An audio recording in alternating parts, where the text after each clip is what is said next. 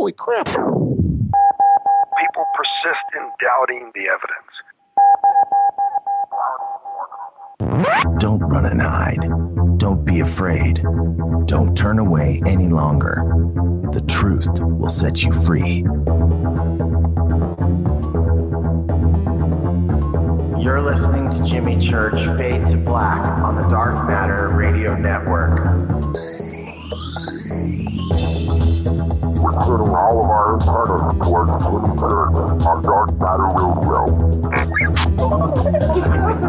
And now, your host, the captain of conspiracy, the prince of paranormal. This ain't your daddy's radio network show. This is Jimmy Church, Fade to Black.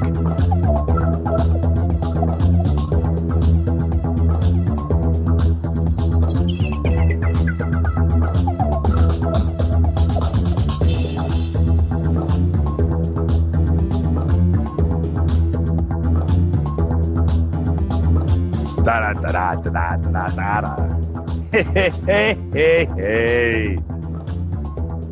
Wow. Man, oh man. How you doing? That's all I can do. What a weekend. If I say it was humbling one more time, so true. Had such an amazing time. Welcome, everybody. Fade to Black. We are back. This is Bespoke Radio for the Masses. Today is Monday, August 11th. We are just 223 days into the new year. We are live from the JP Motorsports Studios right here in sunny Burbank, California.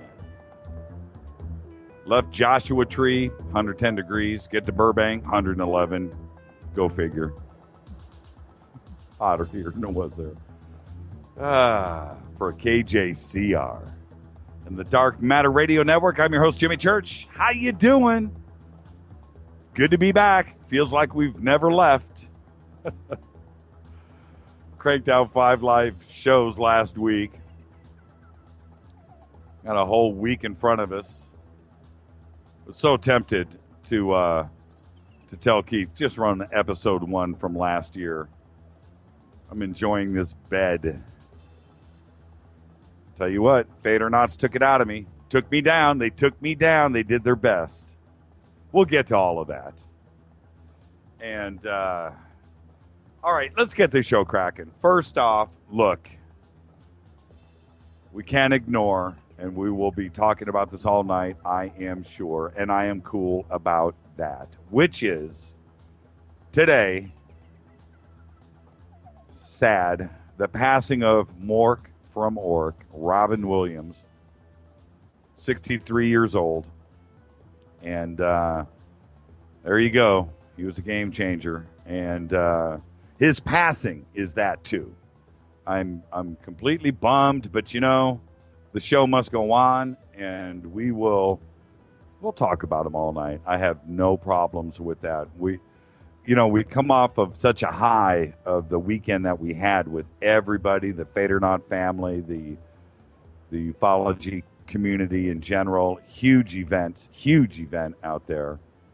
And all of the technical issues that we went through, not only, us and the show, and I'll tell you all about it. A lot of it is just, it's comedy, but, and the technical issues of having such a huge event like that, spread over 300 acres and all of the buildings and facilities and all of the people and the heat and everything. And of course, there was issues for everybody. And we'll talk about it. It was fun, and it went on no matter what. People dehydrating, dropping like flies. I'll tell you what happened to Space Boy, too. And I know he's traveling right now in the car, and I'm going to tell the story. That's all there is to it. How you doing? Everybody listening around the world, across this great country of ours, welcome to the program. Welcome. Now, one of the things I want to get to before we start the show, I will say this: one of the just absolute humbling experiences one can have is when you walk around a facility like that with your friends and the Fadernauts and everybody else. We're walking around. We got our group. It was pretty cool. Our posse, and walking around and just having people come up all day long, all night, that happen to hear this grating voice from across whatever and come up and go, I'm a fan of the show. I listen all the time. And we are here from Florida. We are here from Canada. We are here from New York. We are here from Texas. We are here from, and thank you. Thank you. A lot of people from Las Vegas listen to this show. I got to figure that one out. But just constantly, it was absolutely constant and overwhelming, and it was. I just have nothing to say but thank you. Thank you. As we were rolling out of town, had to stop by the main office there and say goodbye to the people and for supporting us and getting us through getting the show on the air. And I'm there, and there's a gift shop out in front of the offices. And I hear this guy go, hey, wait a minute. And I hear him talking to somebody. I know that guy's voice. Comes around the corner. Hey, man, are you Jimmy from Fade to Black? Yeah. Oh, man, Mom, come here. He grabs his mom. And it was like that. It was amazing. We do the show every night. We don't know. We do it for you guys, but we don't know. And it was just amazing. So I got that off I'm just saying thank you, thank you, thank you, thank you for all of the support.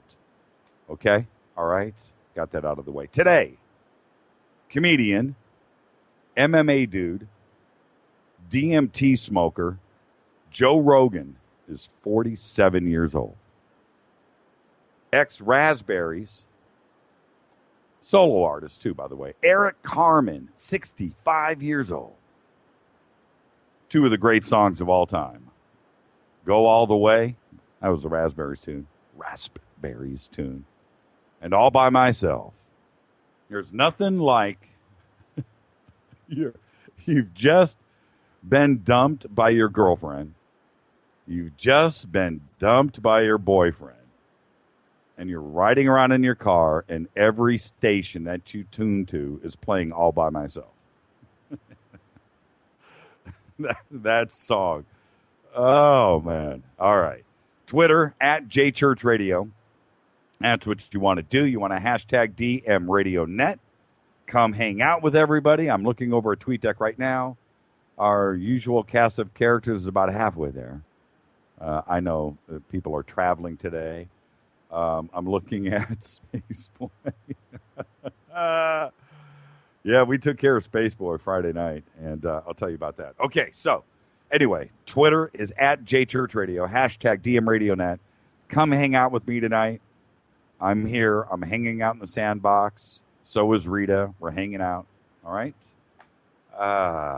We will be posting what we're going to do with all of the photos that were taken over the weekend. We're going to divide it up into a few different sections. And so what we're going to do, we're going to do some exclusive stuff on Twitter. We're only going to release it there for all of our Twitter fans. So you definitely want to follow us. Follow us at @JChurchRadio. We're going to get some really cool stuff up there. And so we've got things grouped. We're going to put some stuff on the website. We're going to do some church rant galleries too as well. And I asked everybody here to surprise me. Don't do any captions. I want to open up the gallery and share it with everybody else at the same time. So I honestly don't know how many pics, what pics, or what's going to be there. But that's the way we're going to handle that tonight. I do have tonight a very, very special guest that will be joining us at the bottom of the hour. And so there you go. That'll happen at the bottom of the hour. Don't want to make the announcement because it's cool. It's cool. You'll dig it. All right? But this is what I'm going to do. And I'm going to look over at Twitter right now. I'm going to open up the lines all night. That's what I want to do. Just want to open up the lines. I want to talk about Robin Williams. I want to know your favorite Robin Williams movie. I've got mine. And you know what? If somebody, and I'm not going to say what the movie is, but I'm going to be watching Twitter. It is active and open to my left. I'm going to watch it. I'm going to name my favorite Robin Williams movie later on in the show. If someone can be a time traveler and predict my favorite Robin Williams movie and get it up there in Twitter, and you want to do it, at JChurchRadio, hashtag DMRadioNet. You do that, I'll give you an autographed copy of Chariots of the Gods. And I'll give you the photograph of Eric signing the book for you. How's that?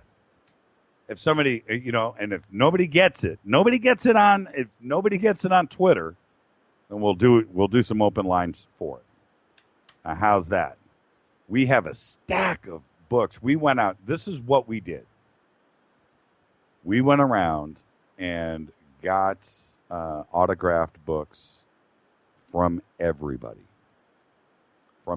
So we will be doing the coolest give. I cannot wait to give away some of this stuff. Some of it I'm going to keep. Yeah, I'm going to give this away on the show. Oh, you are? Yeah, I promise. Oh, man. All right. Fisher King, Bicentennial Man, Birdcage. That's a good one. So far, what are you guys going to do? Go down the IMDb list until somebody hits it? All right. Email. So, yeah, we're going to open up the lines, talk about Robin Williams. Now, we're going to do that. Now, listen, don't call because I'm not going to be picking up. Don't call. We're going to have a guest on in 15 minutes. We'll swing that up till the top of the hour. And then after that, it's all contacting the desert recap. I want some Patch Adams. There's another good one. 1 hour photo. Another good one. Has to be Jack. Patch Adams, Birdcage. And we'll open up the phone lines. I want some Fadernauts to call in. The things that we did. You know what's funny? I was thinking about this before the show. This is the truth. You have everything that you want to talk about. It's all so cool. But the best stuff that went down is the stuff that stayed in Joshua Tree. Man. And when it's like that, when you have stuff you just can't talk about, it was a good time. We had a blast. Thank you, Victoria, by the way. Crystal out there at Contact in the Desert, thank you. Greg, the IT guy, what he went through, and all of the Fadernauts and the people that, the attendees there that were walking by and watching a setup for the show, what Greg went through in the blasting heat for literally hours to get us on the air. That man deserves a medal. And I say that without jest. He deserves a medal. He was sweating and he was patient. I thought at any moment he was but he didn't. And Keith called me on my cell finally. I don't know why he didn't call earlier or call Rita or somebody. But he calls at 45 minutes of showtime. Man, what's going on? It's like, don't worry about it. It's going to be good. And when we went on the air, when we went on the air, Keith got us online like 7 minutes to 7. We had no chance to check anything. We just rolled and went with it. We just rolled. And that's how that show was done. And it turned out to be the greatest fun of all. But without Greg and what he did for hours, it wouldn't have gone on. So thank you, Greg. Thank you, Crystal. Thank you, Victoria. Everybody out of Contact in the Desert. That was a class act out there. And I'm really looking forward to next year. If you do it in like November, that would be awesome. All right. Follow us on Twitter at JChurchRadio. That's what you want to do. Hashtag DMRadioNet. Send me an email right now to Jimmy at jimmychurchradio.com. Got a couple of comments or anything about Robin Williams, Mork from Ork. Yeah. Do that. And let's see what else. I'm just watching Twitter just bust by with these movies. And I'm telling you, I don't think anybody's going to guess. Well, maybe. If you, if you go down the list, eventually you're going to get there. This is Fade to Black, bespoke radio for the masses. We are back from Contact in the Desert. We are only on the Dark Matter Radio Network. I am your host, Jimmy Church. Tonight, got a special guest in 15 minutes. After that, we're going to do a Contact in the Desert gallery run-through recap. And top of the hour, 8:30 in 1 hour, second segment. Going to take your calls all night. Fadernauts, Robin Williams, whatever you want to talk about. Let's have some fun. I'll be back right after this. Stay with us, everybody.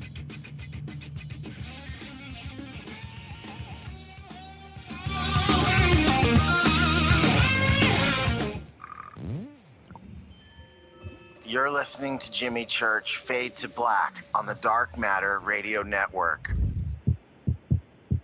What's up, revolutionaries? It's me, Jimmy Church. Do you have an IRS or state tax issue?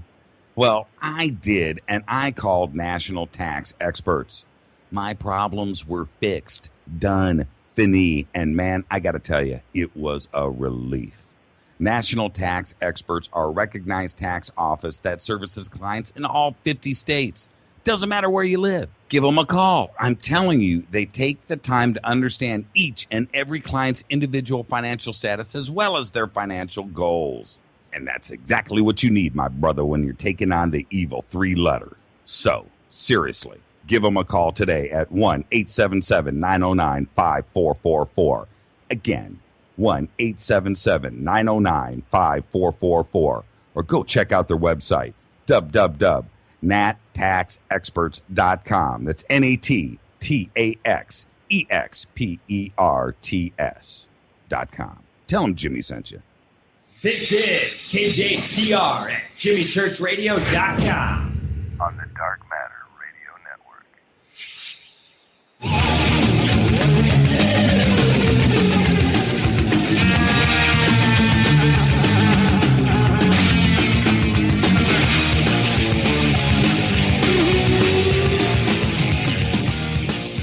All right. Fade to Black. Bespoke radio for the masses. How is everybody doing? I'm your host, Jimmy Church. We are back. Listen, I see the phone lines. Yes, they are stacked up. I get that. We're going to open up the phone lines in a little bit. Okay. And I promise I'll be taking all of your calls. We'll bang them all out. That's not a problem. Just be patient. Rita just let me know. Really? Are you serious? Okay. She says it'll be either Jim Mars or Donald Schmidt. We're out of the Von Danikins. I thought we had one more left. It doesn't matter. They're all good. Everything's autographed. Everything's fine. You know what we do have? I can't wait to give this away. Got this really big, oversized Roswell color book. Just amazing. Signed by Jesse Marcel. And can't wait to give that away. But when you get it, it may be a little bent up because I'm going to read it first. It's amazing. It's real cool. All right. So the gallery is up. Well, the gallery is up, but I don't want to talk about it just yet. We're going to do that at the top of the hour. I know that you guys are chomping at the bit, and you're probably going to go over to Jimmy Church Radio anyway and go check it out. But, okay, so it is there. I am going to let everybody know. I'm looking now. Nobody has gotten it yet. World According to Garp, that movie changed my life. That was good. That was good stuff. Absolutely. What Dreams May Come? Yeah. Absolutely. But nope. Keep going. And I can see what's happening. You're just going down the IMDb list. Maybe I should put a time limit on it. If somebody doesn't get it soon, I'm serious. I'd rather just surprise everybody. Let's see. Hold on. Needs to clarify. Yours, Hook. Yeah, all of these are good. Cadillac Man's good too. Hold on. I even got a private. Oh man, I got a private text from somebody guessing from a rock star. Nope. The answer is nope. And what's okay? So anyway, Robin Williams. Somebody asked me earlier today if I had ever met him. And I had to stop. I had to really think about it. And no, I've never met. I never did. You know, and who would have thought at the age of 63 that those odds were over. 63 years old. I want to say this though. The one thing, and I know this is a sad day, but I just want everybody to think about something. You know, it was announced as a suicide. And to me, it makes me go back and think about Kurt Cobain. And it upsets me. And what I mean by that is, listen, the reason why I'm upset about it is because I don't know what's going on in somebody's personal life. I really don't know. I don't know. And what drives somebody to that point, I don't know. I will never, ever get there. And I feel bad for anybody that thinks those thoughts. But you know what? The sun always comes up tomorrow. There's another day. Whatever it is. That's the way, no matter what, however dark and bad life can be, however bad and awful, can't pay your rent, just lost your job, your girlfriend left you, your dog just died. Kid came home with 8 F's on the report card. Whatever it is, the sun comes up tomorrow. Always remember that. Because we've all had issues. No matter how good somebody's life seems, there's things that are really bad going on that they're dealing with. No matter what. And so when it comes to something like that, it just makes me feel,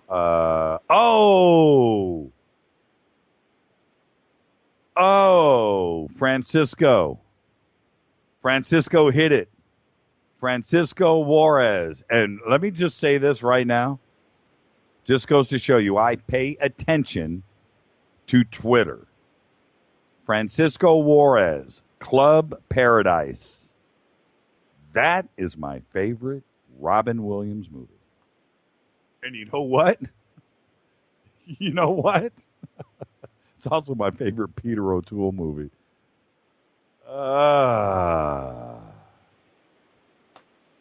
Aladdin. Good guess, Randy. Good one. Yeah, he slayed. Oh, well, it was his voice, but yeah, absolutely. No, Club Paradise. Eugene Levy, Rick Moranis, Peter O'Toole, Twiggy. You know, of course, Robin, and everybody in the movie is so young. And to think what everybody went on to do in their careers. But because when you're young like that, you're still a little stupid, and you're still really, really funny and taking chances. And I just got to say, Club Paradise does it for me. I have the DVD and widescreen that has been out of print for like 15, 20 years. Happened to buy that in like 1995, DVD 1.0. That thing cost me like $49. But you know what? I still have it, and I still watch it. Oh, okay. So anyway, what I was saying, no matter what, the sun comes up tomorrow. It does. Is it really that bad that it's not about you anymore? It's about your family and your kids and everything else. You got to think about them. That's what you're doing. You're just hurting everybody. So that's it, man. I should Club Paradise over Good Morning Vietnam. Yep. Hey, that's why God made vanilla and chocolate ice cream, Eugene.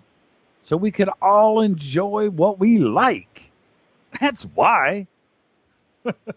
Absolutely. You like steak? I like hamburger. You know what I mean? You like lobster? I like fish and chips from Long John Silver's. Man, calm down. It's all right. That's why this country is so great. All right.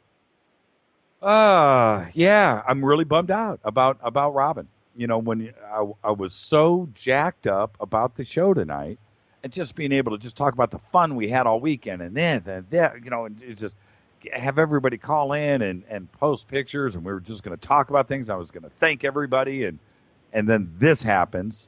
Well, at least, you know, we're not talking about Ukraine or MH117 or Iraq or Syria, Gaza. You know, it took Robin Williams' suicide to do that. Thank you, world. Right? Okay. All right. Now, I do want to thank. This is what we did. Check this out. Hey, I haven't even seen. Oh, there he is. Only watched it once. Got to watch it again. So, Francisco, you better have pulled that out of your brain and not IMDb. That would be just so disappointing. I would have to say, post right now on Twitter that you officially didn't look at IMDb. Let's see. I want to see you tweet it. Tweet it right now. Tweet it. Oh, yeah. The scene, J.D. Redding, right there. That scene right there with Robin Williams and her and her husband in the motel room with the wrench and the water in the shower. How much water pressure is there really going to be? Robin Williams. Check out this list. This is that Friday night at Contact in the Desert. We had on the air. I don't know if this has ever really been done. Something like that. I don't know. But we had on the air, in no particular order, in one show, we had Byron Belitzos, Don Schmidt, Dr. Lynn Katai, Jesse Marcel, John Anthony West, Linda Moulton Howe, Mike Barra. It was insane. I'm leaving people off that's just off the top of my brain. And then all of the Fadernauts. It was just the most insane experience with all the technical issues that went down during the show. I haven't listened to it. I don't listen to the shows after we do them. But so we're going to post this and get this up there and take the criticism as it comes about the technical issues and how much what we need to do to improve the show and all of that. Rookies, what are you doing? But you know what? We pulled it off in the heat with everybody's help, every Fadernaut, moving tables, helping me plug stuff in, carrying gear. It was absolutely just humbling. It was just absolutely wonderful. And then the people that came by to hang out with the Fadernauts, Richard Dolan, of course, Linda Moulton Howe came by a couple of times. Nick Pope hanging out with us, making sure that everybody got pictures taken. You know, Jason Martell, everybody that was on the show took the time to hang out with our family and take pictures. And it was incredible. It was absolutely incredible. I mean, it just made me feel good that all of the Fadernauts were able to go out, hang out, talk, discuss, and Spaceboy Spaceboy moved a bench. You'll see it in the pictures later. Spaceboy moved a bench, a park bench. When you look at the pictures, you'll see Spaceboy sitting on this park bench directly in front of where we were broadcasting. He was 2.5 feet from Linda Moulton Howe. I thought he was going to kiss her at one point. But he's right there for 4 hours, sitting right there. The crowd is behind him. Okay, but he didn't care, man. Put that bench right up in front, and I'm looking at a picture on Twitter. We got to go. We got to go to commercial break. There's a picture on Twitter right now that was just posted. There's all of the Fadernauts, and if you look to the left, there's everybody. Okay, there's Lou, there's Kit, there's Spaceboy, myself, Walter, there's Rick, there's Jason. Everybody's in a row, but look who photobombed in the picture. Linda Moulton Howe and John Anthony West. Jaws photobombing. That's what I'm talking about. Loved it. Go look at that picture right now on Twitter. You have to go to jimmychurchradio.com. Go to @jchurchradio. Hashtag DMRadioNet. Go check it out. All right. We're at the bottom of the hour. This is Fade to Black, bespoke radio for the masses. I'm your host, Jimmy Church. Only on the Dark Matter Radio Network. When I come back, got a special surprise guest for everybody. I'll be back right after this.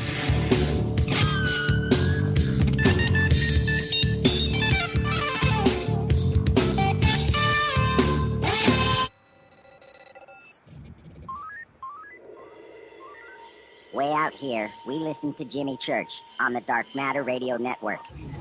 Dark matter. Dark Matter, Dark Matter, Dark Matter, Dark Matter. You're listening to Fade to Black On the Dark Matter Radio Network. ¿Qué tal, mis amigos? Yo soy Mario Cansone, el tiburón, y los invito para que escuchen a mi buen amigo Jimmy Church Radio. ¡Claro que sí! Oi, oi, I'm Reese Evans. You're listening to Jimmy Church. This is Revolution. The revolution will not be televised. The revolution is on radio. Ciao.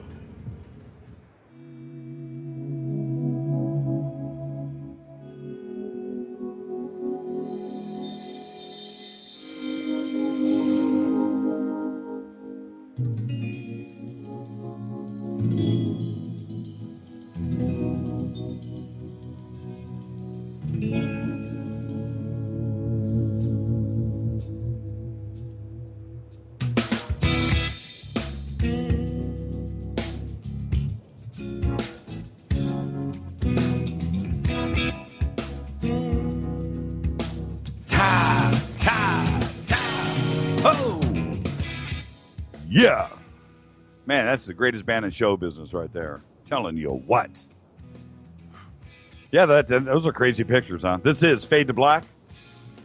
Only on the Dark Matter Radio Network. This is bespoke radio for the masses. I am your host, Jimmy Church. We're at the bottom of the hour. Got a special guest ready to go.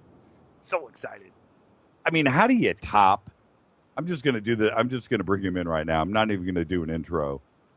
How do you top something like Friday? How do you top the fun that we had? How do you do all of that? How do you do that? You bring on a guy like John Burroughs. John, how are you, sir? Good. Thanks for having me back. Thank you, man. And I was just telling everybody about Contact in the Desert and the fun that we had, and everybody that was on the show. But how do you top that? You bring in Johnny Burroughs, man. That's what you do. Okay. How are you? And now, did you just move? You moved, didn't you? No, I haven't actually moved. I'm back in the Midwest taking care of personal business right now. Oh, okay. When I saw the number today, I was like, wow, I thought he was in another state last month or a couple of months ago. But No, I'm back in Illinois right now. Okay. What part? I'm from, I was born at Great Lakes Naval Station. Bloomington Normal, about 100 miles south of there. Okay. Is that Navy base still open? It would have to be. It's a training center. They haven't shut that down, have they? No, I believe it's still there. I don't know if it's as big as it used to be, but I believe it's still there. Right.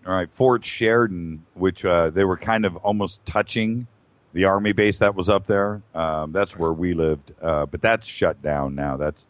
I always wonder, because it was such beautiful prime lakefront property, that how long that they would allow the Army families to live on lakefront property for free. That wasn't going to last too long, and I'm sure they made there's a little gig in Hawaii the same way with the Air Force and the Marines. So. Well, Presidio, the same thing up in San Francisco. Yeah. My dad, when he retired, I remember, but before he retired, that was his last stop, was the Presidio. And I'm up there, and he goes, yeah, what do you think of the house? And I'm looking, and it's underneath the Golden Gate Bridge. It's like underneath, and I'm thinking, what would this be worth on the open market? If that house over there, just off of the base, is selling for $10 million, and what is this one? You know what I mean? And that was one of the benefits for being in the armed forces. Like you said, Hawaii, Panama had some pretty cush spots too as well, and right. It's one of the benefits. So anyway, Okay. We were talking earlier today about, are we officially like calling it RI now? The Rendlesham incident. Is that what it is? Is it RI?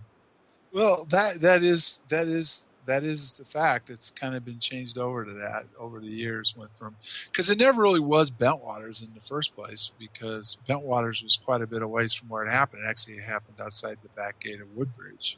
Right. So it did happen in Renlesham Forest. So yeah, it's been slowly but surely is gravitated towards RI now. Yeah, because RBW FI Forest incident. That's just too much.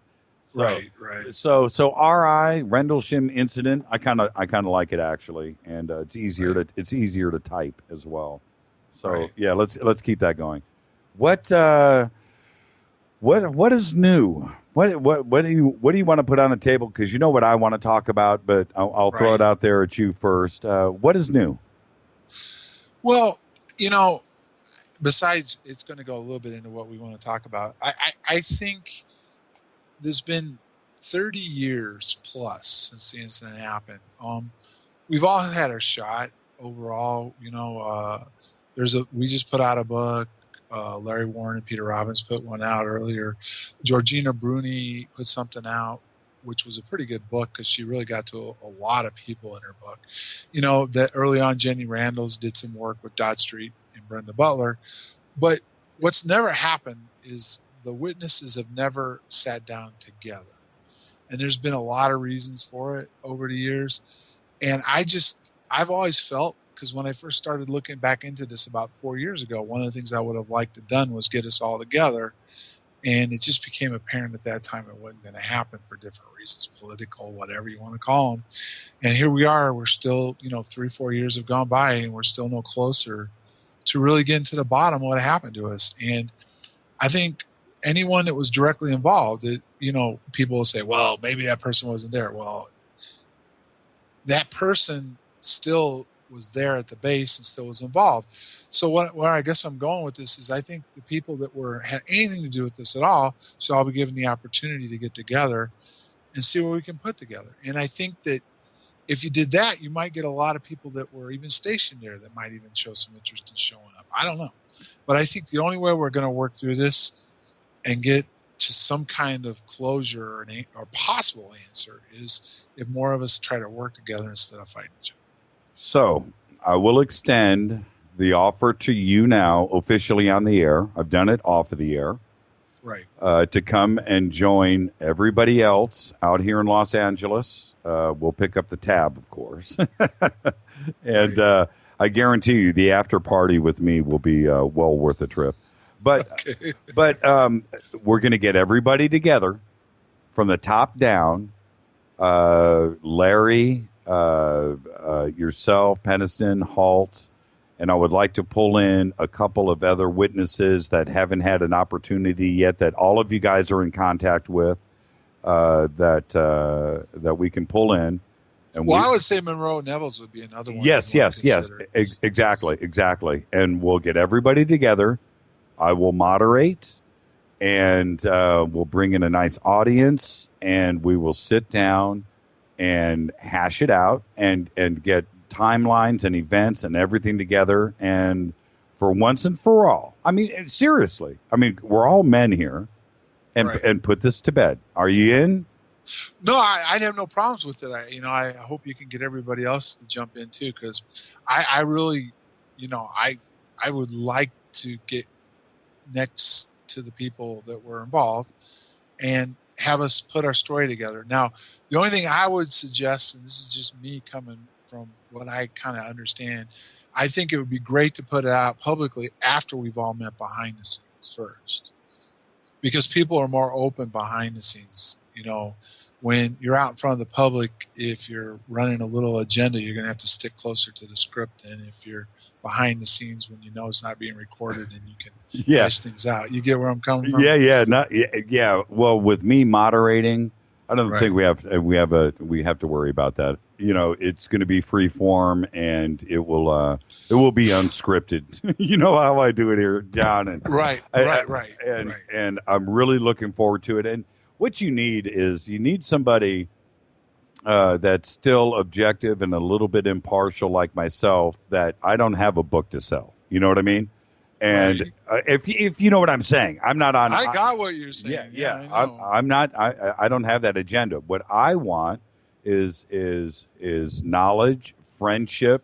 We're all in this together, and let's just be men and go and do it. And so thank you.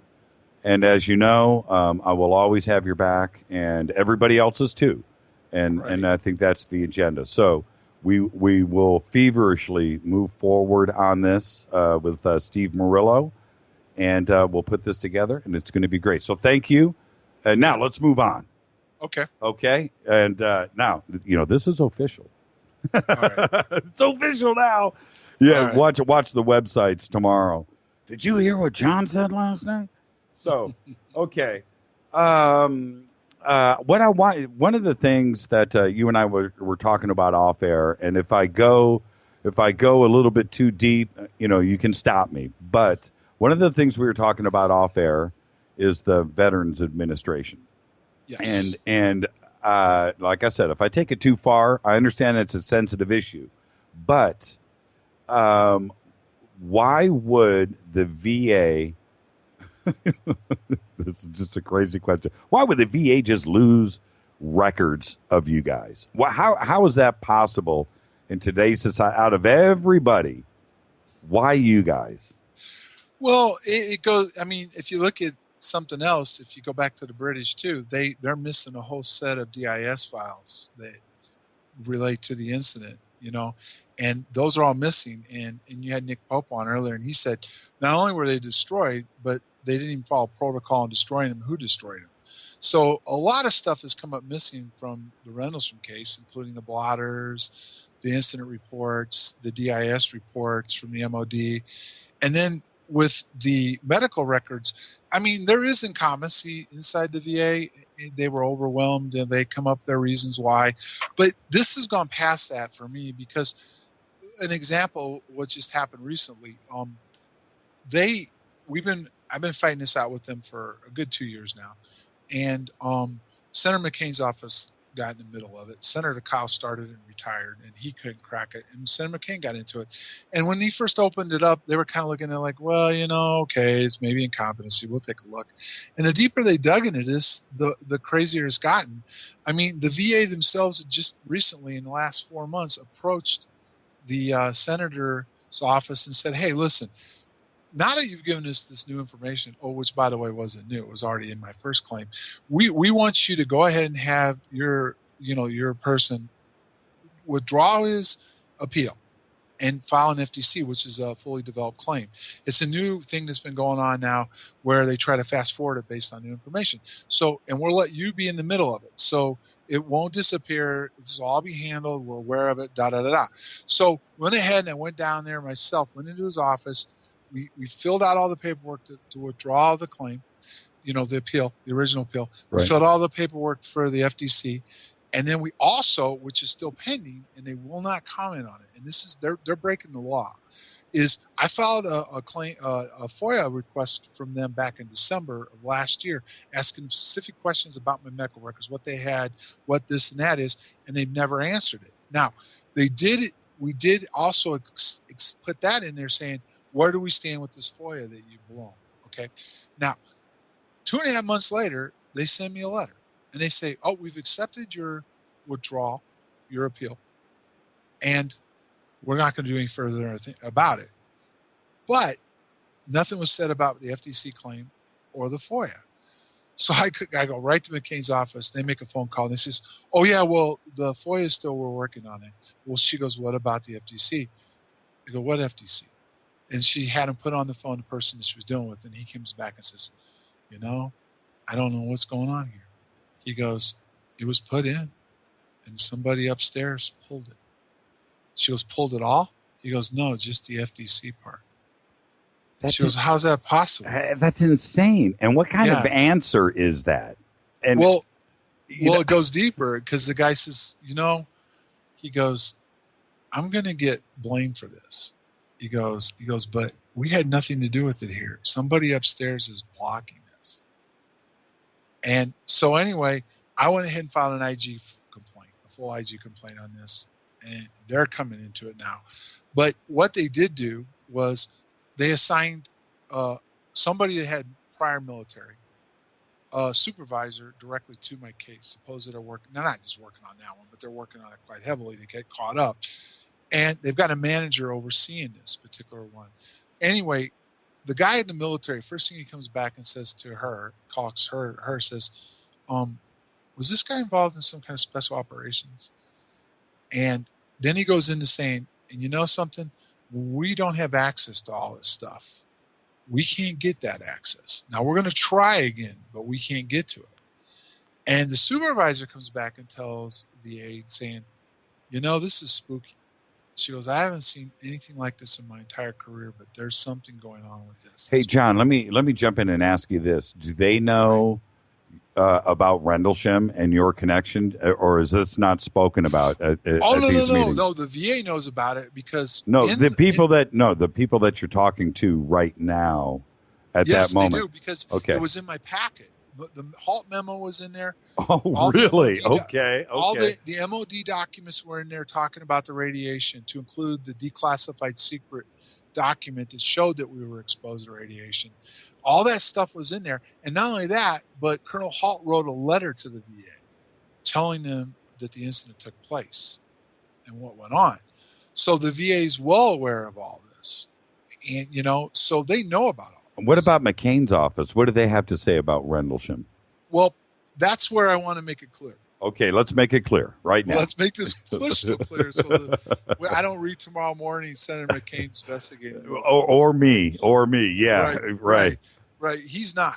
What's going on, it's been this. Once they got into this case, they realized something wasn't right. And they also pretty much realized my records are classified. Now, what is going on is they're trying to put as much pressure on the VA to release my medical records for two reasons. Number one, so not only the doctors can treat me, because it's actually still going on too. This is documented too. The actual current VA doctors that are working on me do not have access to all my files. That has been tied up in a classified area that they can't even get to. And that's on the record too. So they can't get at some of my files, and it all has to do with my heart. So they can't get at them. So they need the records, number one, for the doctors to treat me properly, and number two, for me to qualify for disability because of the damage that was done. Right. So Senator McCain's working hard on that. But where this is heading now, it's getting very interesting. I've also produced, we did FOIA, and FOIA went to the State Department, and it went to the CIA, okay, and to the Air Force. And when we went to the State Department responded back, and people that don't understand how the State Department works with the Air Force, when you're overseas, anything that goes on overseas gets reported to the State Department, like an international incident, to include OSI reports to them. Well, the State Department has admitted, and we have this in writing, that they have documents on the Renlesham Forest incident. They have them, but they won't release them because they're Air Force documents. So the Air Force informed the State Department of an international incident, okay? And they said go to the Air Force to get these documents released. Well, the Air Force denies having these documents. Did McCain ask you about Rendlesham itself? The senator directly? Yes.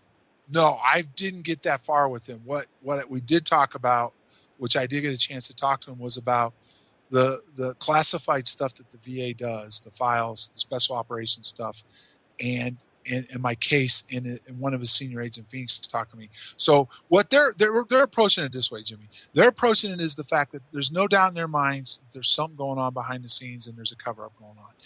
And if this continues and they won't release my records and they won't play ball, they're going to then start looking into the State Department and then the CIA, because the CIA, we have in writing, said they will neither confirm or deny if they're holding classified information on the Renlesham Forest case. This is why I'm so anxious about. Whoa, you okay? Yeah. That's the NSA. I knew it. Is this the VA angle?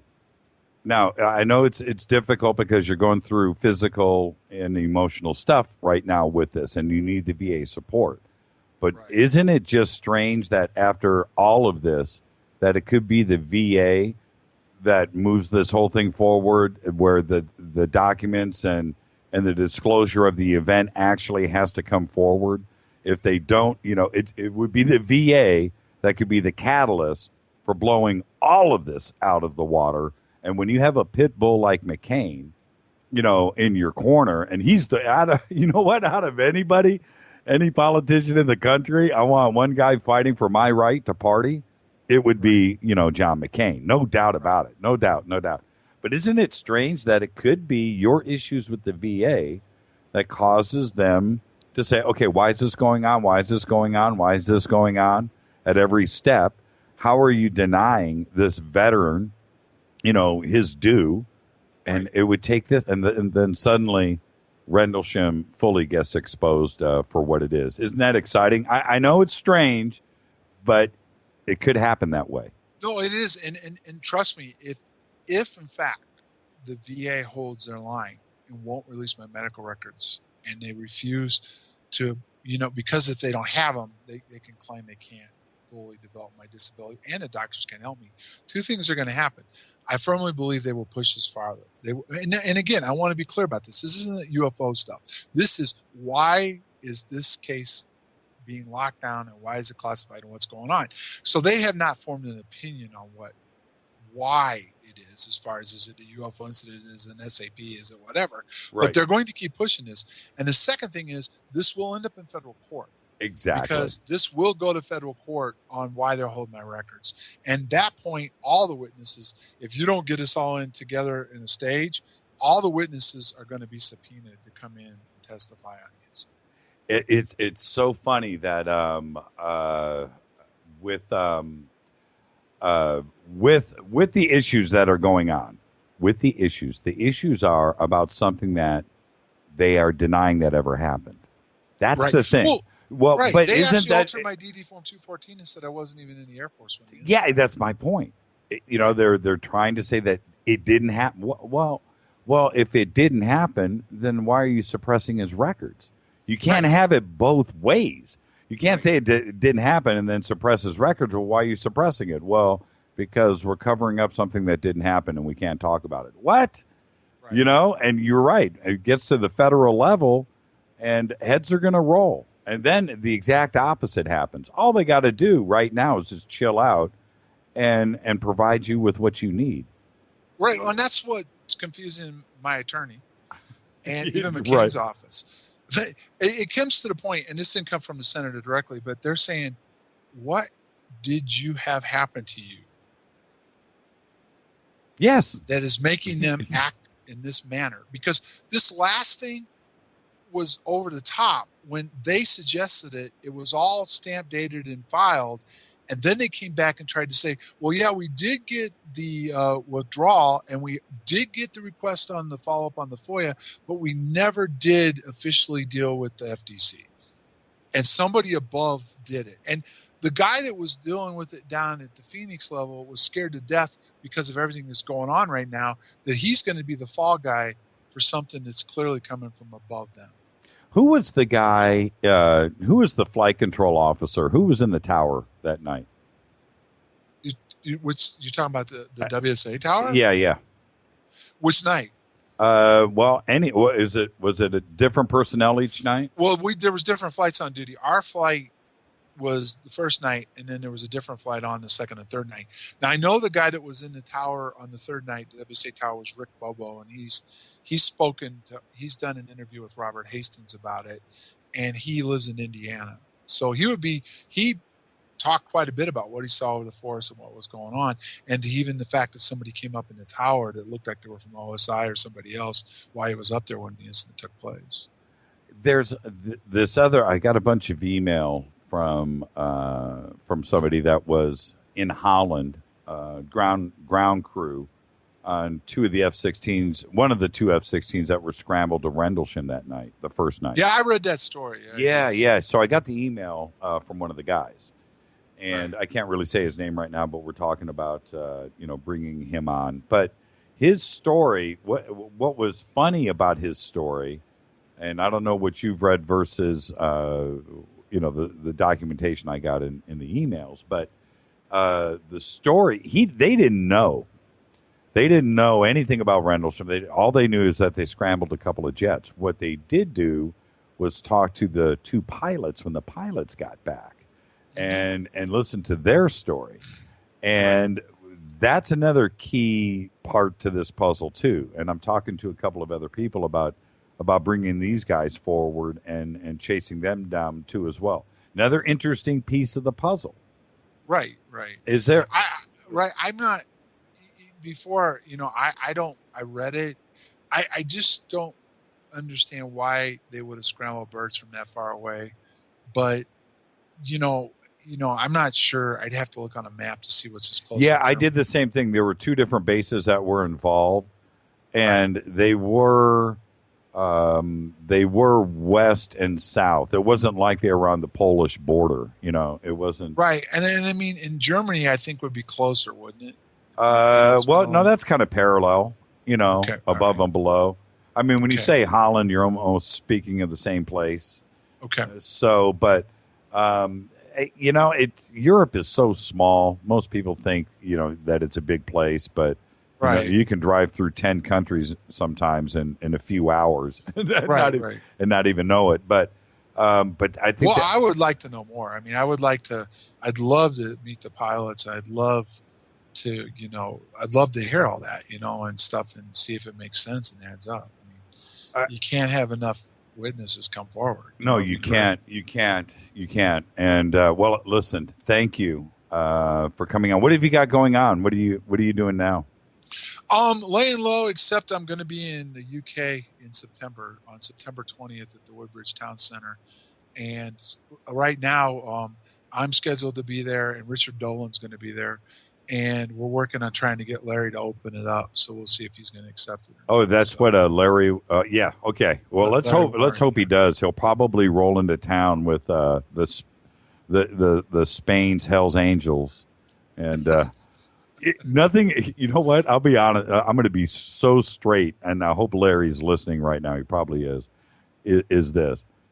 Nothing is more entertaining than his photo essays of his travels across Europe.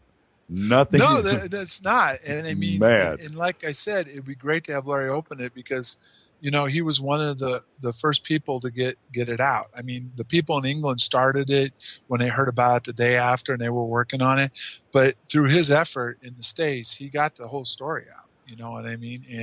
And if it wasn't for that, we wouldn't be talking about this today. Yep. Yeah, there's two things about Larry. There's two things about Larry. I will always put him on a pedestal and just look up to the guy. Two things. Right. Number one, Rendlesham, day 3. That's one. You know what the other one is? Nope. His pick with him and Stevie Ray Vaughan. I mean, that's it. He can close the book. That's a pretty complete life in my book. Yeah. Larry Warren is one incredible cat. All right. Hey, John, all the best. And it's always great talking to you. And great conversation today, too, off the air. And you know what I'm talking about. Keep me informed on what's going on, and good luck.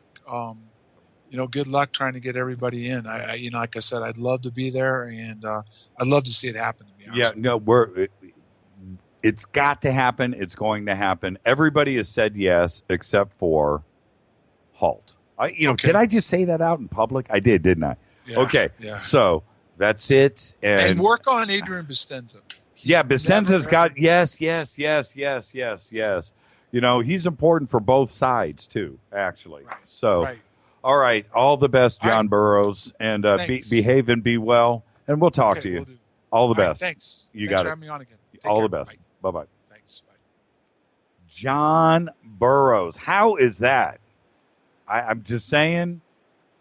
John Burroughs and R.I., the Rendlesham incident. It's been shortened from the Rendlesham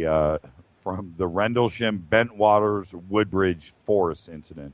We're now just calling it the Rendlesham. R.I. So this is what we're going to do, and you just heard him say it. We're going to get everybody together. We're going to pull everybody together out here in L.A. I've spoken to everybody except for Colonel Halt. He's playing hardball, but I'll get him to come on the show and agree to it too. And we're going to put that together. Okay? And we're going to put this thing to bed. everybody agrees on both sides that something happened. But there's some discrepancies. And it is my challenge to put everybody together in the same room, in the sandbox. We're going to play, and we're going to get the timeline down in a linear fashion, and we're going to get everything out on the table. Now, there may be some broken egos and a couple of black eyes, but when we are done, we're all going to be friends, and we're going to get this done. I'm done. I'm tired of it. I'm just tired. All right? This is Fade to Black, only on the Dark Matter Radio Network. We are bespoke radio for the masses. What you want to do, you want to come hang out, because I'm watching what's going on over here on Twitter right now. At JChurch Radio. Come check out these pics from Contact in the Desert. At JChurch Radio, hashtag DM RadioNet. I'm your host, Jimmy Church. Yeah, I'll be back right after this. Stay with us. Hi everybody, this is Rob Halford, the Metal God on JimmyChurchRadio.com. What's up? My name's Brian Taylor, Ninja Badass Extraordinaire, and this is JimmyChurchRadio.com. JJZR in your face. JimmyChurchRadio.com on the Dark Matter Radio Network.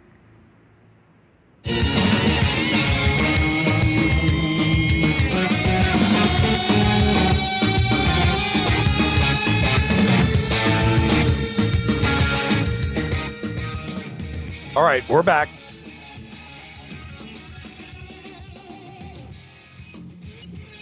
Fade to Black. Only on the Dark Matter Radio Network. Bespoke radio for the masses. Shoot me an email right now to Jimmy@JimmyChurchRadio.com. Right now. Email just came in. I'm going to read this. I'm just going to go off the cuff. Has to be, Jimmy's favorite movie has to be either Moscow on the Hudson or Good Morning Vietnam. And actually, the Russian connection and the radio connection are all too obvious, Renee. And I hear ya. But no, Club Paradise. Club Paradise. Club Paradise. Oh, who can forget Jimmy Cliff in Club Paradise? That Jimmy Cliff. Yeah. All right. Shoot me an email to Jimmy@JimmyChurchRadio.com. You can also go over to the contact page at JimmyChurchRadio.com, and you can email us directly through there, all right, where we use special non-NSA encrypted servers. Somebody said, somebody told me the other day, Google servers are safer than non-NSA. I thought that was an interesting thing. Okay, now, let me tell a couple of stories, and I will open up the phone lines at the bottom of the hour. Hey, right before showtime tonight, we're warming up for the show and getting things together here. Got the team, and we're working. And the studio lines go off back to back. It's like, what? So I just picked up the phone. This is Jimmy. Hey, man, hey. Totally, I think this is what they thought. They were on the website, they saw the number, and they were like, hey, let's just call. Let's see what happens. You did that to radio stations when you were a kid. Just call, see if somebody picked up, and then what do they pick up, and you're like, It was absolutely hilarious. All right. Watch my mic. Am I getting too close? Am I distorting? I don't think so. Doesn't sound like it in here. It's my loud voice. I'm sorry. I'm going to blow this thing up one day. So, check this out. Rita and I, on Sunday, before I get to that, I'm drinking out of my new Question Everything Super Coffee mug. Holds about a half gallon. It's white with Question Everything on it in black. Huge letters, huge mug. Murder weapon. Thing weighs pounds. From Walter Lewis. Brought it out to Contact in the Desert, brought me a gift, and I'm using it right now, Walter. Thank you very much. Listen, this is it in use. Breaking every radio broadcasting rule there is. Drinking coffee into a microphone. All right. So we are rolling out of town. We're done. Said goodbye to everybody. And we are rolling. And I'm on the phone with Keith. Bluetooth, speakers in the car, cranked up. Joshua trees are blowing by. We're on the highway, rolling out of town, through the mountains, talking to Keith. When this happens, and I'm not making this up. Oh, there's a call coming in already. You know what? I'm going to take the call, but I'm going to put you on hold. You're just going to have to, just listen to a story. Okay, here we go. So this is what's going on. We're rolling out of town. We're talking to Keith. Blah, blah, blah, blah, blah, blah. It's all good. Blah, blah, blah. All right, cool. It was hot. Yeah, it was hot. Are you guys alive? Yeah, we're alive. Blah, blah, blah, blah, blah. Little NSA talk, a little talk about the power outages and the stuff that was going on. A little talk, little this, little that. And then this is what happens. Beep, beep, beep. Your phone call is being recorded. Beep, beep, beep. What? Keith, did you hear that? Yeah, I heard that. Rita's like, what was that? I don't know. And Keith comes back with, there's the NSA for you. And I was like, man. And Keith goes, bye. And I go, bye. Click, and hung up. Now, has anybody ever had that happen? Again, beep, beep, beep. Your phone call is being recorded. Beep, beep, beep. Bizarre. Freaked us out. And the thing is we weren't recording that. You know, we weren't videotaped. I would have done anything to have been shooting video. And you know, just whatever, shooting the cactuses as they're rolling by and have that happen. But we didn't. But it happened. All right. I'll take a quick phone call really quick. Hi, you're live on Fade to Black with Jimmy Church. Who's calling? This is Rick, brother. Oh, Rick Knudsen? Yep. How are you, sir? Sure, for you. Okay, you're breaking up a little bit, but let me, while you get settled in and check your bars, Rick, and I got a few minutes, so I want to talk to you. Rick is a friend of mine of about, what do you say, Rick, 30 years, 25 years, something like that. Long time. Between 25 to 30, yeah. Yeah, long time. We go back when we were both skinny and stupid. and Rick was listening to the shows last week.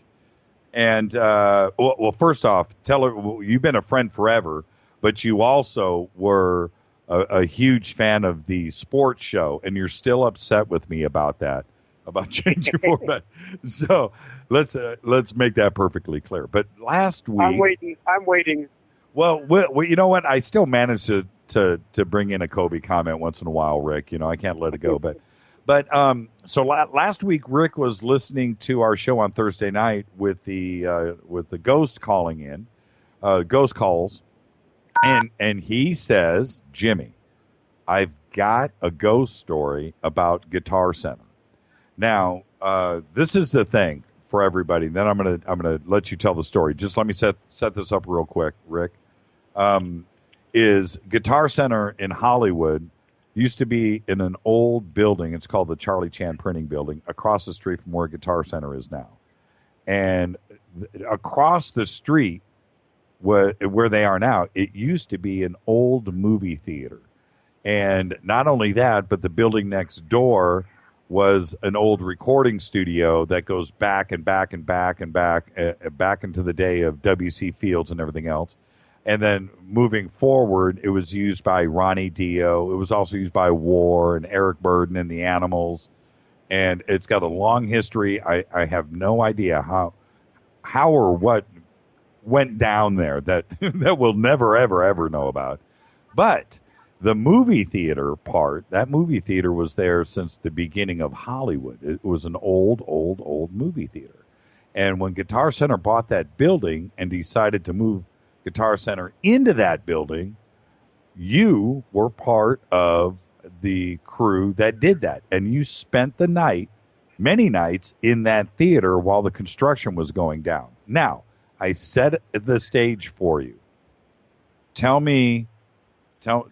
everybody a story. This is good stuff. Well, we were building the facade for the flooring that was going to go over the old actual seats in the theater. You know, they took out the seats, and what was left was the rows of seats without the seats, particularly. And they were carpeting, and they would lock me in there in the evening and supervise the crew, and I would let them out at night and wait until the morning crew would come and let me out. And so, you know, the place was always freaky to begin with because it you know, I saw the transformation from, you know, the old style theater to the modern day Guitar Center. And it just totally had some really weird vibe to it. So I'm in there one night, and I'm up there in one of the offices, and I hear doors slamming. I go, well, that's great. I'm the only one in the building. There's no way there's doors slamming. So I go down there, and I'm looking around the floor area and stuff, and nothing. I go out on Sunset Boulevard, out of the door there to the electronic gate, and look up and down as far as I can on the street. Nothing. I go back in there, lock myself back into the store, and all of a sudden, above my head, I hear footsteps. So I go upstairs and I look, obviously nothing. And then I hear something crash over down where the Pro Sound stage is actually the stage for the movie theater. It was also used for vaudeville back in the day. And I ran down there, obviously nothing. And I go into the facade that was actually underneath the stage where, you know, supposedly was acting rooms for the vaudeville days and such, and still existed was the old you know, graffiti and such, you know, John Loves Mary and so on and so on. Stuff has probably been there since the 20s and the 30s. Right. And I'm down in this facade, you know, underneath the stage, and there's footsteps up above my head on the actual stage. While you are under the stage. While I'm under the stage. Now, I got it. Rick, all of this is going down. Are you scared at this point, or are you just pissed off and trying to figure out what's going on? Mainly pissed off because I don't really get scared because, you know, I love science fiction and I love horror movies, and it's just kind of like, you know, every time I watch one of those Halloween movies or Friday the 13th, I go, show me a new way to kill somebody. You know? Yeah. Hey, well, look, see, this is the thing. When you're watching, you know, Ghost Hunters or, you know, Ghost Hunters International, Ghost Adventures, any of those shows that are on TV, and, you know, they have footsteps coming from upstairs and they hear it and they stop and they freeze. Did you hear that? Or something crashes in the background. Did you hear that? Now you know that stuff really does go down, doesn't it? It does. It's because, you know, I know that there's nobody else there for me to go, hey, did you hear that? Exactly. So what am I going to do? So I go investigate. And, you know, I've learned a long time not to question my sanity. It's like, you know, all the crazy people that were hanging on Sunset Boulevard, and you'd see them ranting and raving, and I'd stop in mid walk, and I'd go, who the hell's that guy talking to? And I look around and I go, who the hell am I talking to? You know? So I got that at my point in my life, hanging on Sunset Boulevard. You just said, okay, let's find something on there if there's anything going on. Oh, you know, I was just thinking about, you know, him there at Guitar Center. Oh, Rick, you know, you're breaking up, Rick. I'm so bummed. Oh, listen. I want everybody to know. I posted a picture out in Joshua Tree of Rita and I eating at the old country kitchen right there next to the event Contact in the Desert, and then Rick immediately comes back with, church, I live next door. And I was so bummed. Rick and I go back so many years, and I had no idea. Well, I did know, but I forgot. And I posted that I was coming out there, but you didn't see the post until it was too late. And the next thing you know, two close friends were just ships passing in the night. It's really, really no problem. It really bummed me out, my brother. Well, listen, Not a problem. You're breaking up, man. So love you. You know that. And I will talk to you soon. I hope all is well. And what you should do is one day send us like 10 of your favorite rock star pictures, because Rick has got pictures with every single guy that ever mattered. I mean, pick somebody. Let's see. You got Jimmy Page. You've got Stevie Ray Vaughan. I'm just pulling stuff out of the air. Right? Van Halen. Yeah, but all the Van Halen stuff that you've got. Ozzy. We can just go on and on and on and on and on and on and on. And one day you should send us a gallery, man. I'd be more than happy to put it up, and you can come on the air and tell us about it. Rick Knutson. All right, my brother. It was good talking to you. Great talking to you. That is Rick Knutson calling us from Joshua Tree. Hey, you know what they're doing right now tonight in Joshua Tree? They're contacting UFOs right now with Stephen Greer. And they're out there. They have a stage in the back, and they're doing contacts. So you should go out on your back patio and look up at the sky and see if there's anything strange going on. I'm not playing around, Rick. I'll do that, brother. You got it. I'll talk to you tomorrow. Take care. You too. Rick Knutson. Yeah, Rick and I go way, way, way, way, way, way back.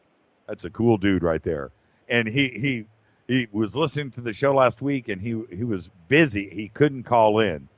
But, yeah, that Guitar Center stuff, because that theater is ancient. And he said one night, well, he had to spend the night there many nights, kind of like a security guy, just to make sure somebody was in there while they were doing the construction. It's a big building. He said it just lit up.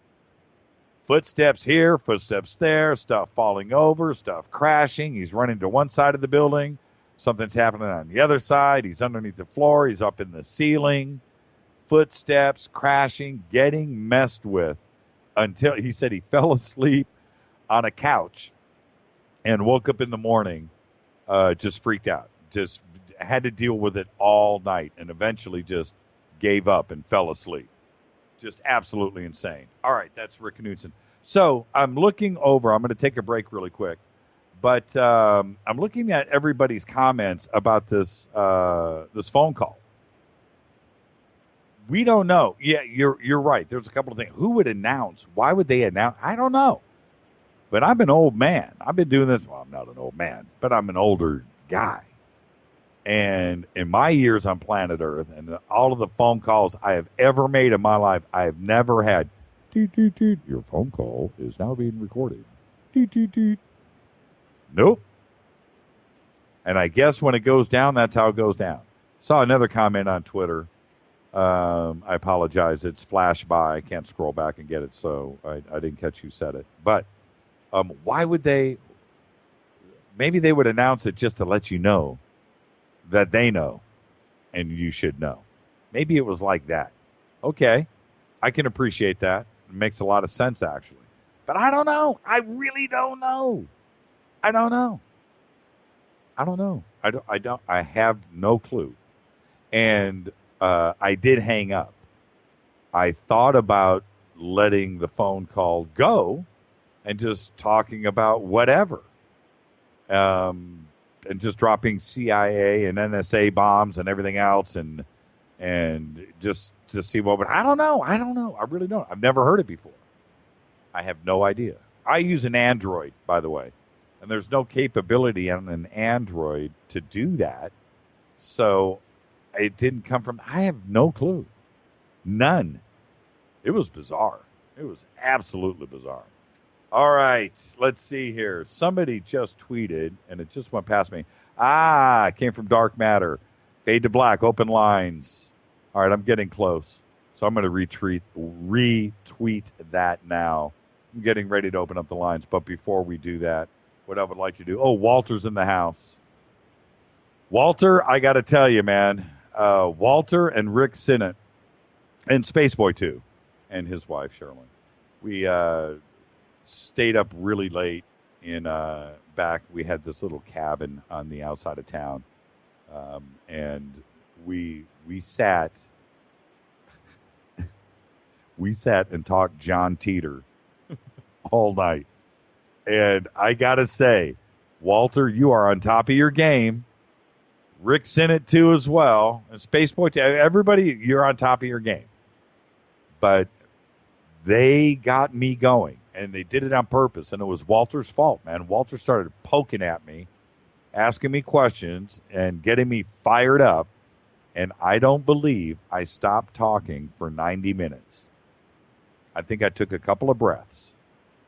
They got me wound up, man. They wound me up. They wound me up on John Teeter. And I will get to that. I actually have some photographs. I hope they're here in the gallery if we get lucky. If not, tomorrow. But of that conversation. It was absolutely amazing and riveting. And it couldn't have happened without you guys. It was absolutely too much. Email just came in from Brad. I'll read this real quick before we get to the galleries. Hey, Jimmy. I know your favorite Robin Williams movie is Club Paradise, but you have to love those rants in Good Morning Vietnam. They still kill me. Also, regarding that movie, the Wonderful World song Against the War background was one of the best pieces of media that I have ever seen. So beautiful and creepy at the same time. Yep, and also the same thing that had that effect, although it wasn't Robin Williams, was Dr. Strangelove. Yeah, they did the same thing with the bombs going off. Yeah, you're totally right. Look, Good Morning Vietnam was a movie that I knew I was going to like. This is why it's Club Paradise for me. Good Morning Vietnam, I knew I was supposed to love that movie. It was great. The writing was great. It was about, who posted this? Okay, you've got to go right now. Follow us on Twitter, @JChurchRadio. That's how you're going to be able to see this picture. @JChurchRadio, #DMRadioNet. Go jump in the sandbox. Here is a picture of us in the hotel room. Oh, you got Walter's head cut off here. That's Walter. That's Walter over here to the right. That's me. And that's Rick Sinnott sitting there with his laptop. And I'm going to guess here, and I think this is 1 o'clock in the morning. It's funny. You can see a Starbucks bag there, and you can see some other stuff. But anyway, that is the John Teeter conversation. And I'm telling you right now, I am fired up. And and you can see Spaceboy's knee right here. I don't know who took this picture, but this might have been Rita or Sherilyn. But this is what the Fadernauts got to do right here. We hung out. Steve Murillo and Alex Mastretta had just left, and we retired into the room in the cabin and just sat there and talked to the wee hours of the morning. But that was a 90-minute John Teeter rant, and, man, I was ticked off. Walter pushed every button, man. He just got to me. I'm vocal. I'm vocal when it comes to Teeter. And that was it. That was it was going on. I'm telling you what. All right. Wow, it's already, we're at the bottom of the hour. Okay. So, yeah, anyway, back to the phone call. When that message went off about the recording our phone call about maybe 10 minutes into the phone call. It wasn't like at the beginning of the phone call. It was in the middle. Well, it turned out to be at the end of the phone call because we just hung up. But we were in the middle of a phone call, and I wasn't interested in talking on the phone after that. We rolled all the way into L.A. just scratching our heads. Did that just happen? Doot, doot, doot. Your phone call is being recorded. Doot, doot, doot. Yep. I would love... I am looking, Ken Lipson says, you admitted you were Teeter after... I think that question came up. No, it didn't. I'm kidding. But, yeah, it was like that, though. Absolutely. All right. So, here's another exclusive. Okay, again, the exclusive Twitter pics are popping up. If you want to see these, @JChurchRadio is what you want to do. And hashtag DMRadioNet. That'll pull you into the secret sandbox.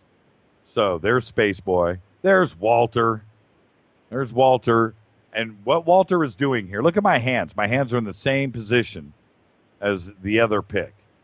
I am upset. But look at Walter with that grin on his face. He's pushing my buttons. Pushing my buttons. That's what's going on. Walter Lewis right there is causing trouble. That was a great night. That was a great night. We actually pounded 4 extra large New York pizzas from Rocky's Pizza. Amazing pizza, by the way.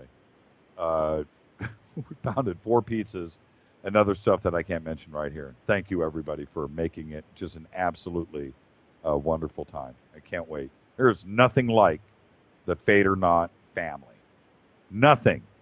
When some of the comments that were made from everybody was that it was just different.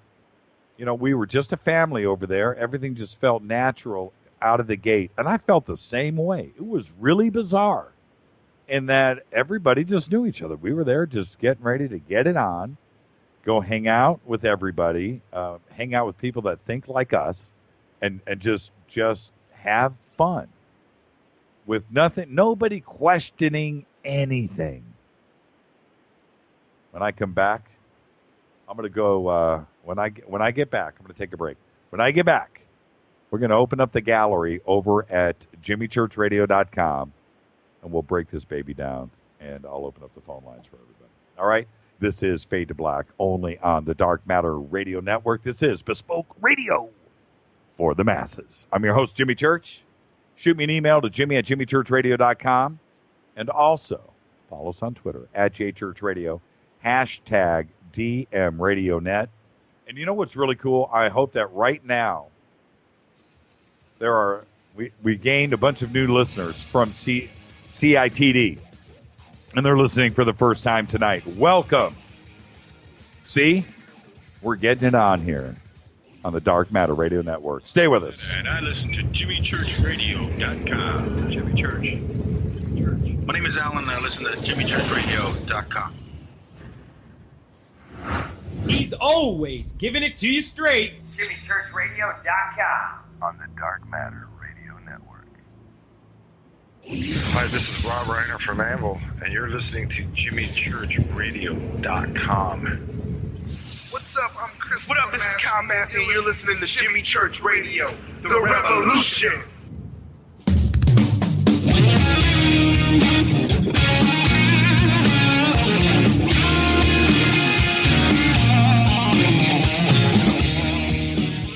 All right. Fade to Black. Only on the Dark Matter Radio Network. Follow us on Twitter @JChurchRadio. That's what you want to do. Go hang out in the sandbox. #DMRadioNets. Let me switch gears here. Shoot me an email to jimmy@jimmychurchradio.com. And I've got to do this. I'm going to do this. And I'm going to do this. All right, I got it going. All right, so contact in the desert.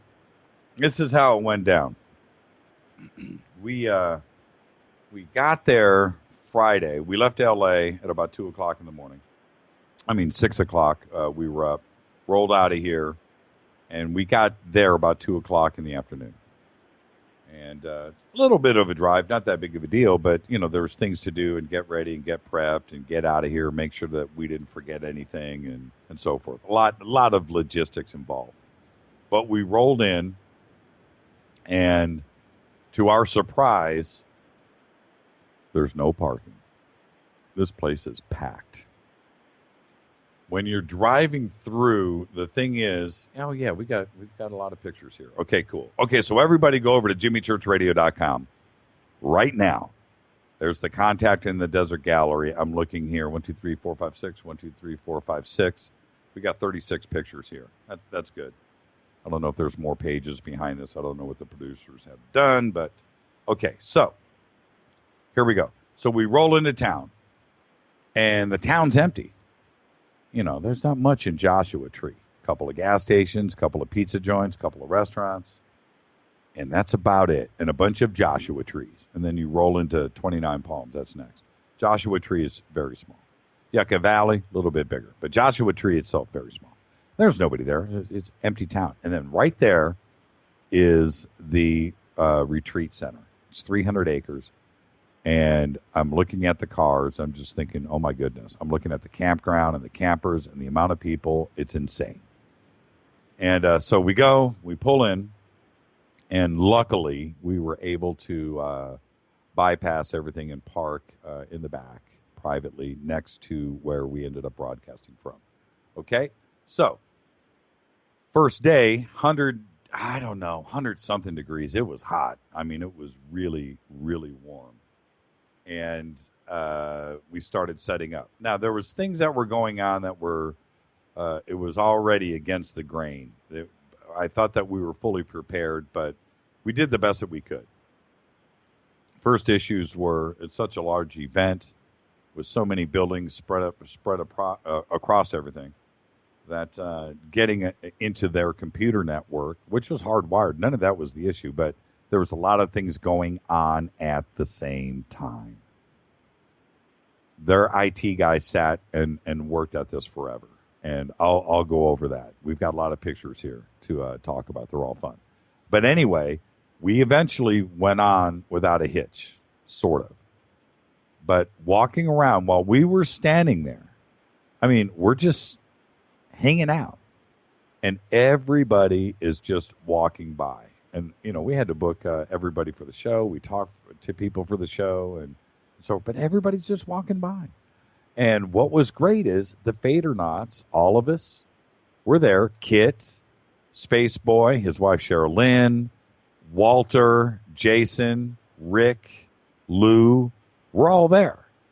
And everybody's walking by. Linda Moulton House just walking by. Whoever, just walking by, stopping, meeting everybody, taking pictures, and the Fadernauts got to meet everybody, anybody that they wanted to meet.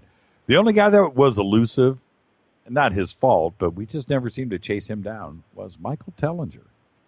And that was kind of strange. He was very visible, but we just never caught up to him. And, Walter really wanted to meet him. Okay, so let's go to the first picture in the gallery. Here we go. This is after the broadcast. And so there's Jason, there's Rick, there's Walter, there's myself, there's Space Boy, there's Kit, there's Lou. That's the crew. Rita's taking the picture, so she's not in the shot. Sorry about that, honey. But look off to the left. John Anthony West and Linda Moulton Howe photobombing. You gotta love it. Fadernauts. This picture right here just says it all. It was funny because I said, okay, we need to take a group shot of all the Fadernauts. Linda's scooting over to her left, a little closer. John takes another step in, looking right at the camera. You gotta love it. What a great time. Okay, here, that's me. This is the second picture. This is us setting up. Now, what you don't see are the puddles of sweat on the ground. Everybody is just, there it is. That's where we set up. And the guy there in the brown shirt, that is Greg, the IT guy. That guy sat there with his own laptop and configured and to get us onto the network for a solid 5 hours from 2 o'clock until 5 till 7. And we weren't on the network with troubles fixed until 5 till 7. We went on the air 4 minutes later. And that guy right there was a champion. He got it done. There's Lou, there's Space Boy, and there's myself looking very nervous. But we got it done. Somebody posted on Facebook, I can't believe a show of this caliber was broadcast on a folding plastic table. It's true. We did it right there. There we are. There's Space Boy. This is picture number 3. There's Lou. And you can see the table there. This is the entrance to Noble Hall. And so while the convention, while the speakers are going on to our right, Will Cock, Stephen Bassett, or whoever was speaking to our, there are, hundreds of people walking by during the broadcast just wondering what was going on. It was hilarious. It was absolutely hilarious. It was a great time. Spinal Tap. Next shot, there he is, Joe Bookman. Joe Bookman, again, great guest on this show a couple of times. And he's just one of those cats just walking by. And I said, hey, you want to jump on the show? Of course I do. And Joe spent a good 15 minutes with us. Joe Bookman, amazing speaker, the voice of the Citizens Hearing. And that's Joe with a fantastic shirt. He's got libertarian pin on. And that's me looking very stressed. That's Space Boy, and I believe this is during the broadcast. I don't know why my mouth isn't moving, but that is obviously during the broadcast at some point. Maybe a commercial break. There you go, with a gallon of Red Bull in front of us. And as you can see from my face, I have now been up for 24 hours. All right, next picture. Yeah, that's Space Boy and I live on the air. There you go. With his Space Boy laptop. Now, this next picture, this is great. They moved a bench up to sit right in front. These are in chronological order. Okay, so now, this next picture. And that's Mike Barra. And this was the beginning as we got everything cranked off. And as you can see, there's a couple of speakers in front. That's what everybody was listening to. And that's how the broadcast went down. So we did it with a couple of laptops, a mixer, a couple of digital interfaces, a couple of SM58s, and Area 51 mic, and that's it. We were off and running, and that's how the broadcast was done. Now, Mike Barra, just a guy walking by. Hey, Mike, what are you doing? Nothing. Let's go. Pulled him right onto the show, and I hope he's listening right now because, Mike, you are one colorful guy. And that was one of the funnest segments I've ever done. And you are great. And we will be getting Mike on the show maybe next week. I think we're working on that now. And great guy. We talked about a lot of different things, not only alien hunters, but his new book and certainly his showing on the Aliens on the Moon special that went down a couple of weeks ago. So that was a lot of fun. Mike Barra, just walking by. Next up, Linkatai. That's Byron.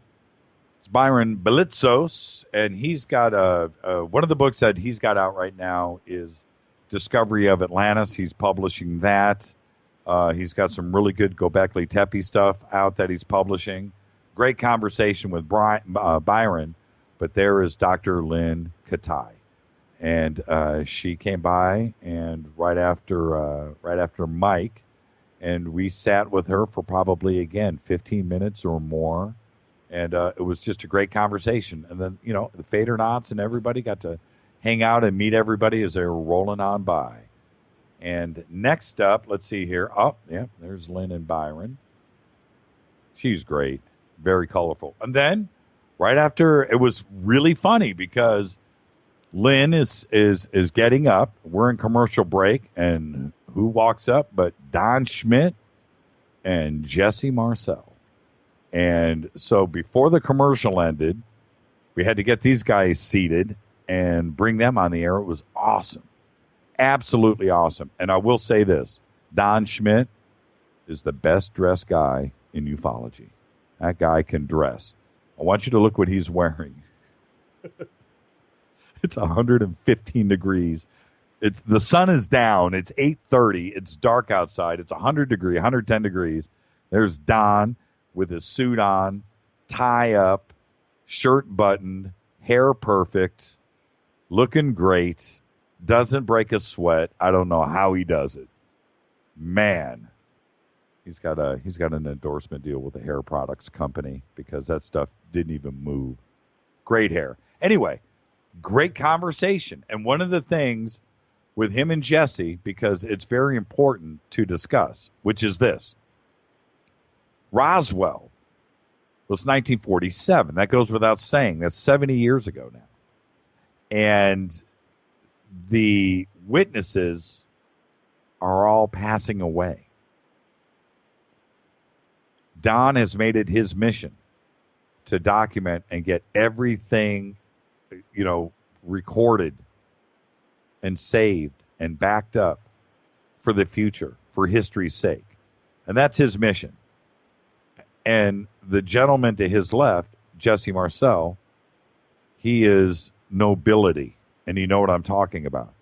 And to sit and hear him talk about the conversations with his grandfather and his father about Roswell are priceless. But he's third generation. the first generation Roswell witnesses, the only, we're at the end of all of that. And it's Jesse and Don that are there at the front of it all. And that's what we talked about while they were on the air. It was absolutely riveting. Riveting. Got to go back and listen to that segment with those two guys. It was so cool. And next picture. Yeah, see, that's exactly what I'm talking about. Don Schmidt. Best dressed guy in ufology. Good looking guy. Tall, too. I'm 6 foot. How tall do you think he is? He should be playing point guard for the Trailblazers, for the Spurs. Dude is tall. Jesse, great guy. Can't speak enough about Jesse. Great guy. Next pick. See what we got here. Joe Bookman. Joe was with us once again. Very colorful guy. The guy in the background there in the orange shirt, I was told was photobombing the entire night. So, yeah, I guess he is there, too. I can't wait to see some more pics. Okay, moving on. Yeah, there he is, right there. I guess he is in every picture. Notice where Space Boy is sitting, everybody. I'm not over on Twitter right now. I don't know what everybody's talking about. But please note Space Boy's presence. He was front and center for the entire night. I don't know if he could stand in the heat, but he was right there. So cool. Yes. So then, after all of that, we were winding down and ready to wrap the show. I had now, at this point, I want you to take a really good look at me. I have not eaten since 8 o'clock in the morning. It's now 10 o'clock at night. We're wrapping the show. We were done. And then Linda and Jaws step up. And that's it. I asked Keith, can we keep going? He said, yes. And the next thing you know, we've got a really nice crowd in front of us. That's what you don't see here in these pictures. But there's quite a few people in front of us listening. And Linda and Jaws, John Anthony West, really opened up.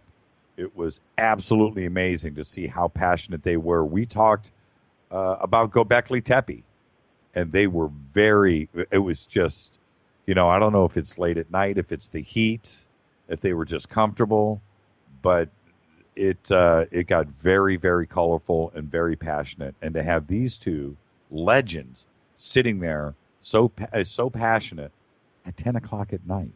This is 10 o'clock, 10:15, and a pretty decent crowd there. And John is probably 80 years old.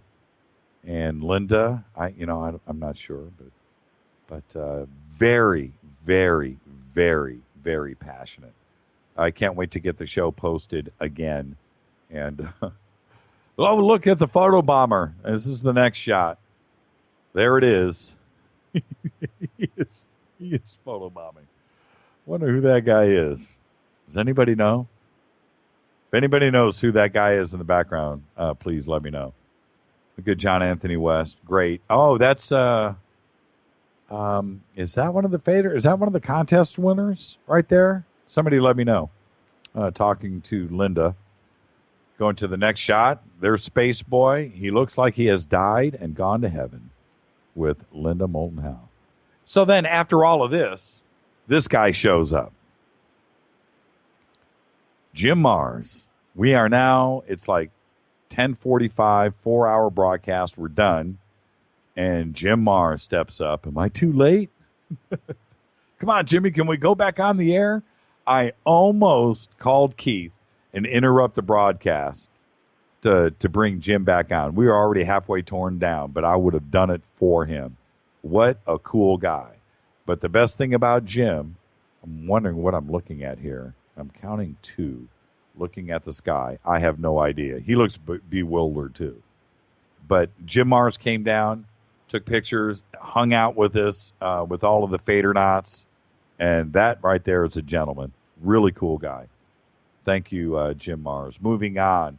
This is what we did. Now, look at the bar picture. There was a bar across the street. I forget what it's called. It's probably called the Joshua Tree Saloon, I'm guessing. But that's everybody. We got a big table in the middle of the restaurant. There was 1, 2, 3, 4, 5, 6, 7, 8, 9, and we're missing a couple.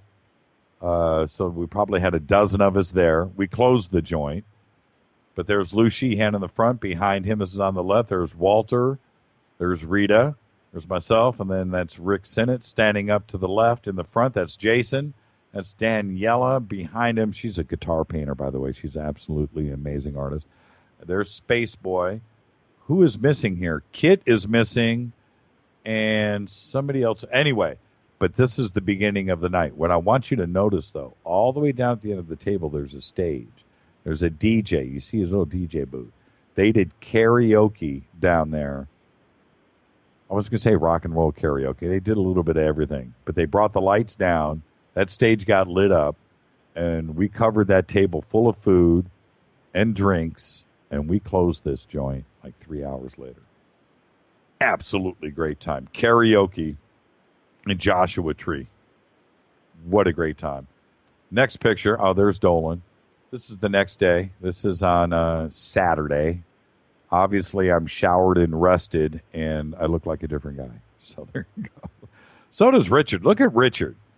No suit and tie. This is the new Dolan. Dolan's down. He's letting his hair down. He doesn't shave. Shirt is untucked. He's not wearing socks.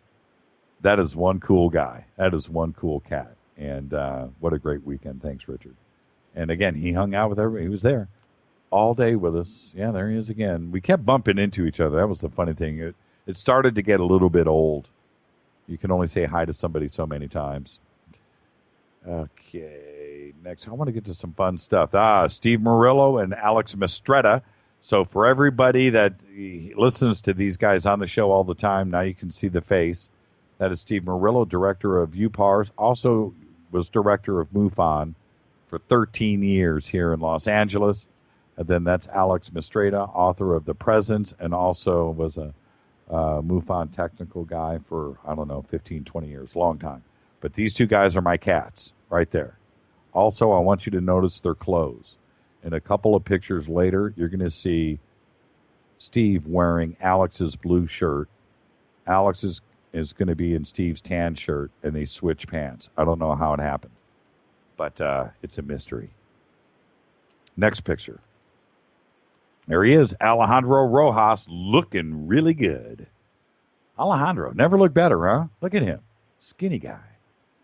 Alejandro Rojas. Next pick, George Norrie. All right. So what we have here is George and I talking. There you go. Man, you can see my double chin. And George and I took some other pictures inside. I don't know where those are at, but George and I talked for about 15, 20 minutes and talked about each other's programs and the love that we have for each other. Can't we all just get along? There you go. That's what we're saying to each other. Anyway, so we talked for a while inside, took some really cool pictures inside. Anyway, we kind of walked outside arm in arm, which was a bit funky for everybody to see what was going on with Jimmy and George with their arms around each other. And we come out and what you can see in the reflection in the door in the background, there's about 200 people standing out here and standing around us, listening to the conversation. It was hilarious. And, who are these two guys? I mean, who am I is what I mean. Who is George talking to? And it was really funny. You could hear a pin drop as they were listening. But it was a great conversation. Two guys, just two hosts,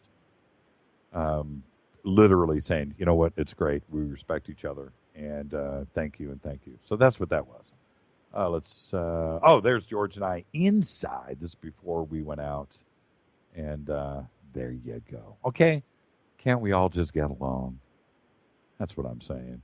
George looks like, this is what's funny about this picture. What had happened earlier this day, George had broadcast at Coast to Coast the night before. So they go until 2 o'clock in the morning.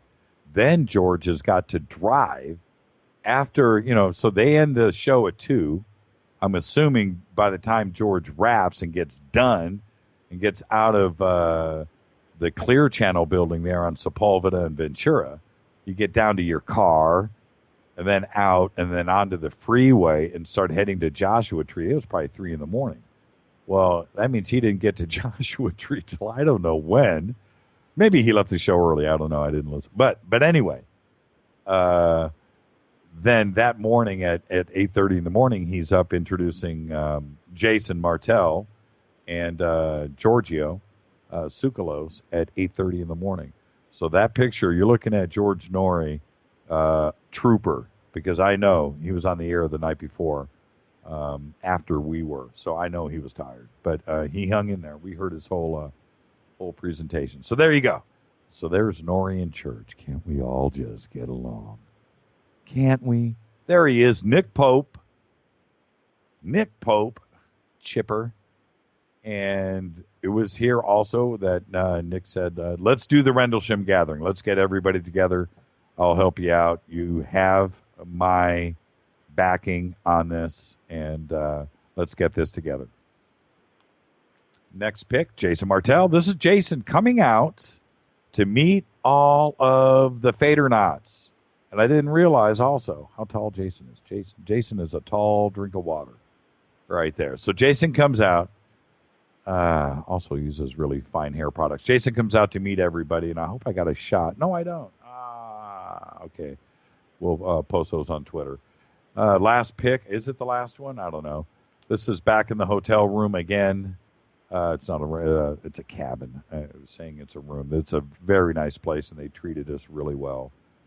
The coolest thing about this pic, though, if you look over in the corner, there's a refrigerator that looks like it's from like 1920. And if it would have fit in my car, I would have taken it. All right. There we are. Look at that refrigerator.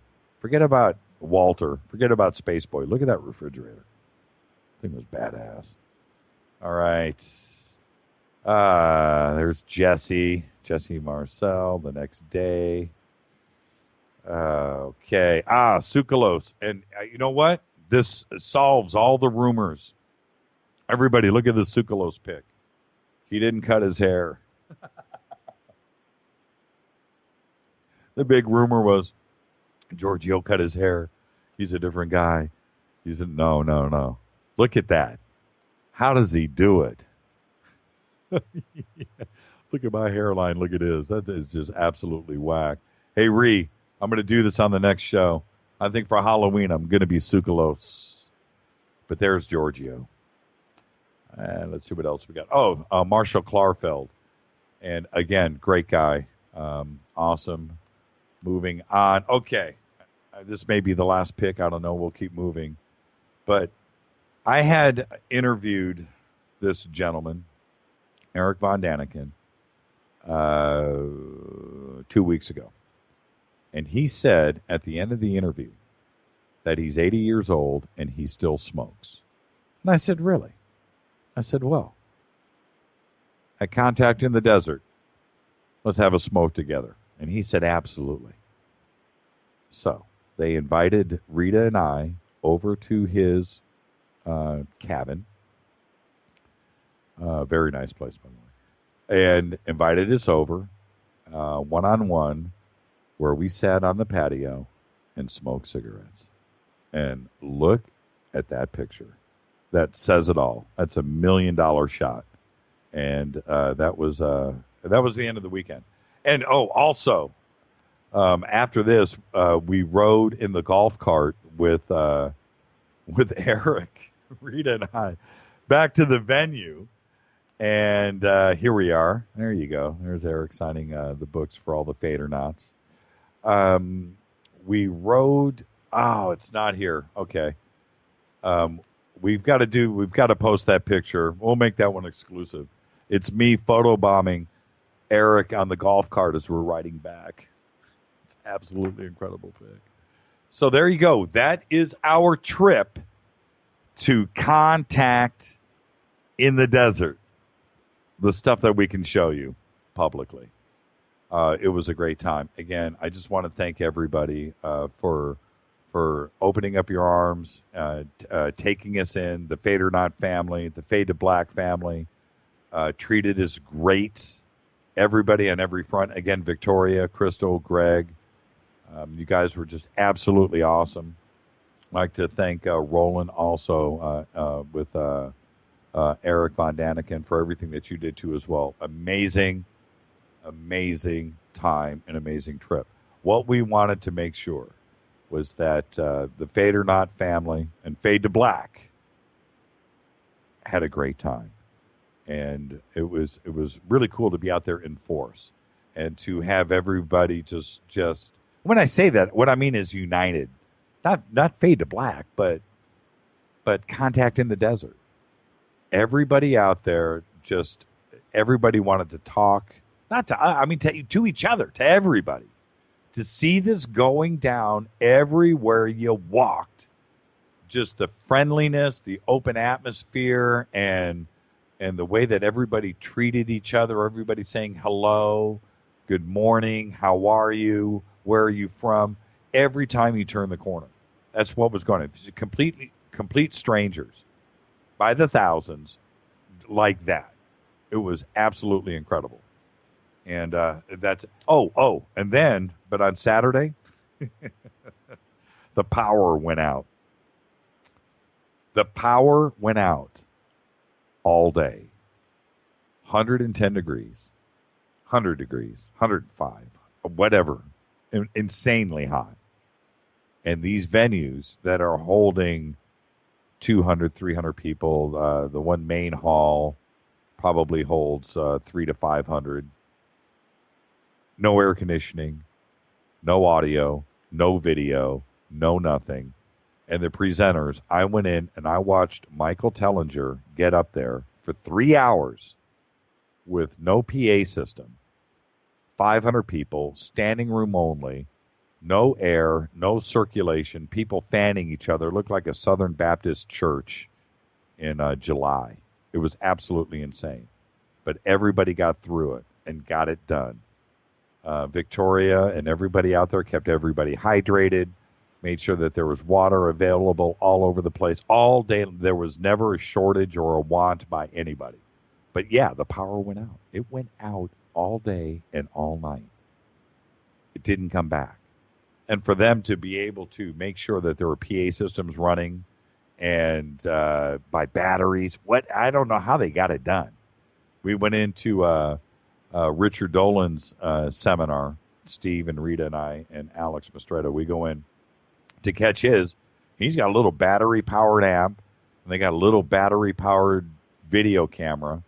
You know, all this big, they had huge production equipment, just like any rock concert that you go to. Huge racks and rolling road cases and these beautiful multiple camera setups and camera crews and people that were just standing around doing nothing because nothing was lit up. There was no power. No power. But they got it done. They got it done. And that happened on Saturday. We broadcasted on Friday. We got lucky. We had our issues, but we got lucky. It's a good thing. And we wanted to broadcast on Saturday. Couldn't. No power. Couldn't. We didn't know if there was going to be power on Sunday, so we just wrapped it. But anyway, again, a wonderful, warm, fuzzy event. Had an absolute great time. All right, when I come back, opening up the phone lines. This is Fade to Black only on the Dark Matter Radio Network. I'm your host, Jimmy Church. This is Bespoke Radio for the Masses. You do want to follow us on Twitter right now, at JChurchRadio, hashtag DMRadioNet. That's where all the secret pictures are going up and going down. Go check them out right now, at JChurchRadio. I'll be back right after this. Stay with us.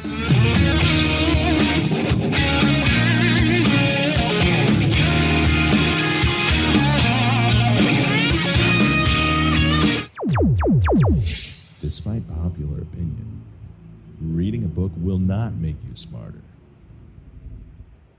But listening to Jimmy Church will, on the Dark Matter Radio Network. He's always giving it to you straight. JimmyChurchRadio.com. On the Dark Matter Radio Network. Erica, Brittany, Gabby, and you're listening to JimmyChurchRadio.com.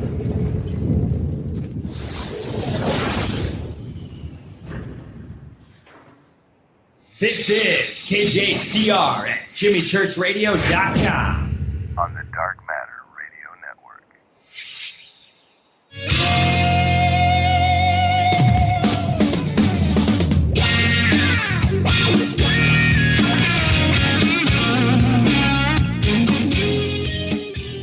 All right, everybody, welcome back. Opening up the phone lines, 323-825-5045. 323-825-5045. I want to hear from you Fadernauts, too, as well. Call in. I want to talk Robin Williams and your favorite movie. We have got to talk about Robin Williams. So please give us a call right now. 323-825-5045. First phone call coming in. Let's go. Let's just go straight to it. Hi, you're live on Fade to Black with Jimmy Church. Who's calling? Where are you calling from? Hey, this is Jeremy. I'm calling from Wellington, Kansas, man. I called you earlier. Oh, Jeremy called me off the air. How are you, Jeremy? Doing good, man. What? Hey, dude. Where are you calling from again? I'm calling from Wellington, Kansas. It's about 30 miles south of Wichita. Wellington, Kansas. Yeah, man. We're listening to you all over the nation, brother. I love it. I love it. Thank you very much. It's humbling. You're welcome. And welcome, it's just absolutely amazing. And I will say this to everybody. Jeremy called earlier today, and we're sitting in here doing a production meeting before the show. I was just hoping you'd answer the phone, man. Yeah. And I just thought, you know what? Okay, all right, I'm going to do this. And I think you were just shocked that I picked up and I gave it to you. I gave it to you hard too. I was like, this is Jimmy. Dude. He was like, who are you? So I was like, I told you. But anyway. Yeah, what's going on, man? I've been listening to you, and my question to you is, you got a lot of far-out people on there, right? Yes. A lot of far-out theories. Do you believe most of what your guests come on the show with, or are you kind of just skeptical and just kind of go with it? Okay, check it. Or do you believe most of what you hear on there? Okay. Before I answer it, what do you think? Right. What do you think, Jeremy? Man, a lot of stuff, I think is totally possible. But there was some stuff on there, man, like the lady. She has her own show with the guy earlier that comes on earlier than you. Can't remember her name. Okay. You were on there earlier. Oh, you mean Bill and Nancy Burns? Nancy, maybe that's her name. But anyway, she's talking about there's 60-something different races, and man, that stuff's just real hard for me to believe. I was just kind of wondering if you believe in that kind of stuff, man. Well, this is the thing, Jeremy. There is way too much conversation and experiences out there with this that we can't ignore certain aspects of that. Look, I understand that. And with the possibility, when you look at hardcore science, and this is where my mind is completely open with it. Hardcore science, forget about Fringe, forget about this show. Okay, I'm talking about physicists, Caltech, MIT. Yep. That are actually tested, baby. They are trying to convince us, not us, but society in general, of multiple universes, parallel universes, multiple timelines, folding space, black holes, wormholes. This doesn't come from the Fringe. This comes from Michio Kaku, Absolutely. Right? Yeah, Michio Kaku. So, I was going to say that myself. So if those scientists can't have it both ways, you can't have multiple universes and multiple timelines and parallel, dimensions and 11 dimensions and string theory without having life coming from there. So if there, I agree with that. Yeah. I agree with that. And if there's life out there, which we know that there is, there's tons of it. We're not alone. Gotta be. That they come here and visit. And so when they do, they may look like us. They may not. But this is what I say all the time. Look at planet Earth. Just look at planet Earth for a second. And look at us human beings. We've got it all. We have black, white, red, yellow, tall, short, fat, skinny.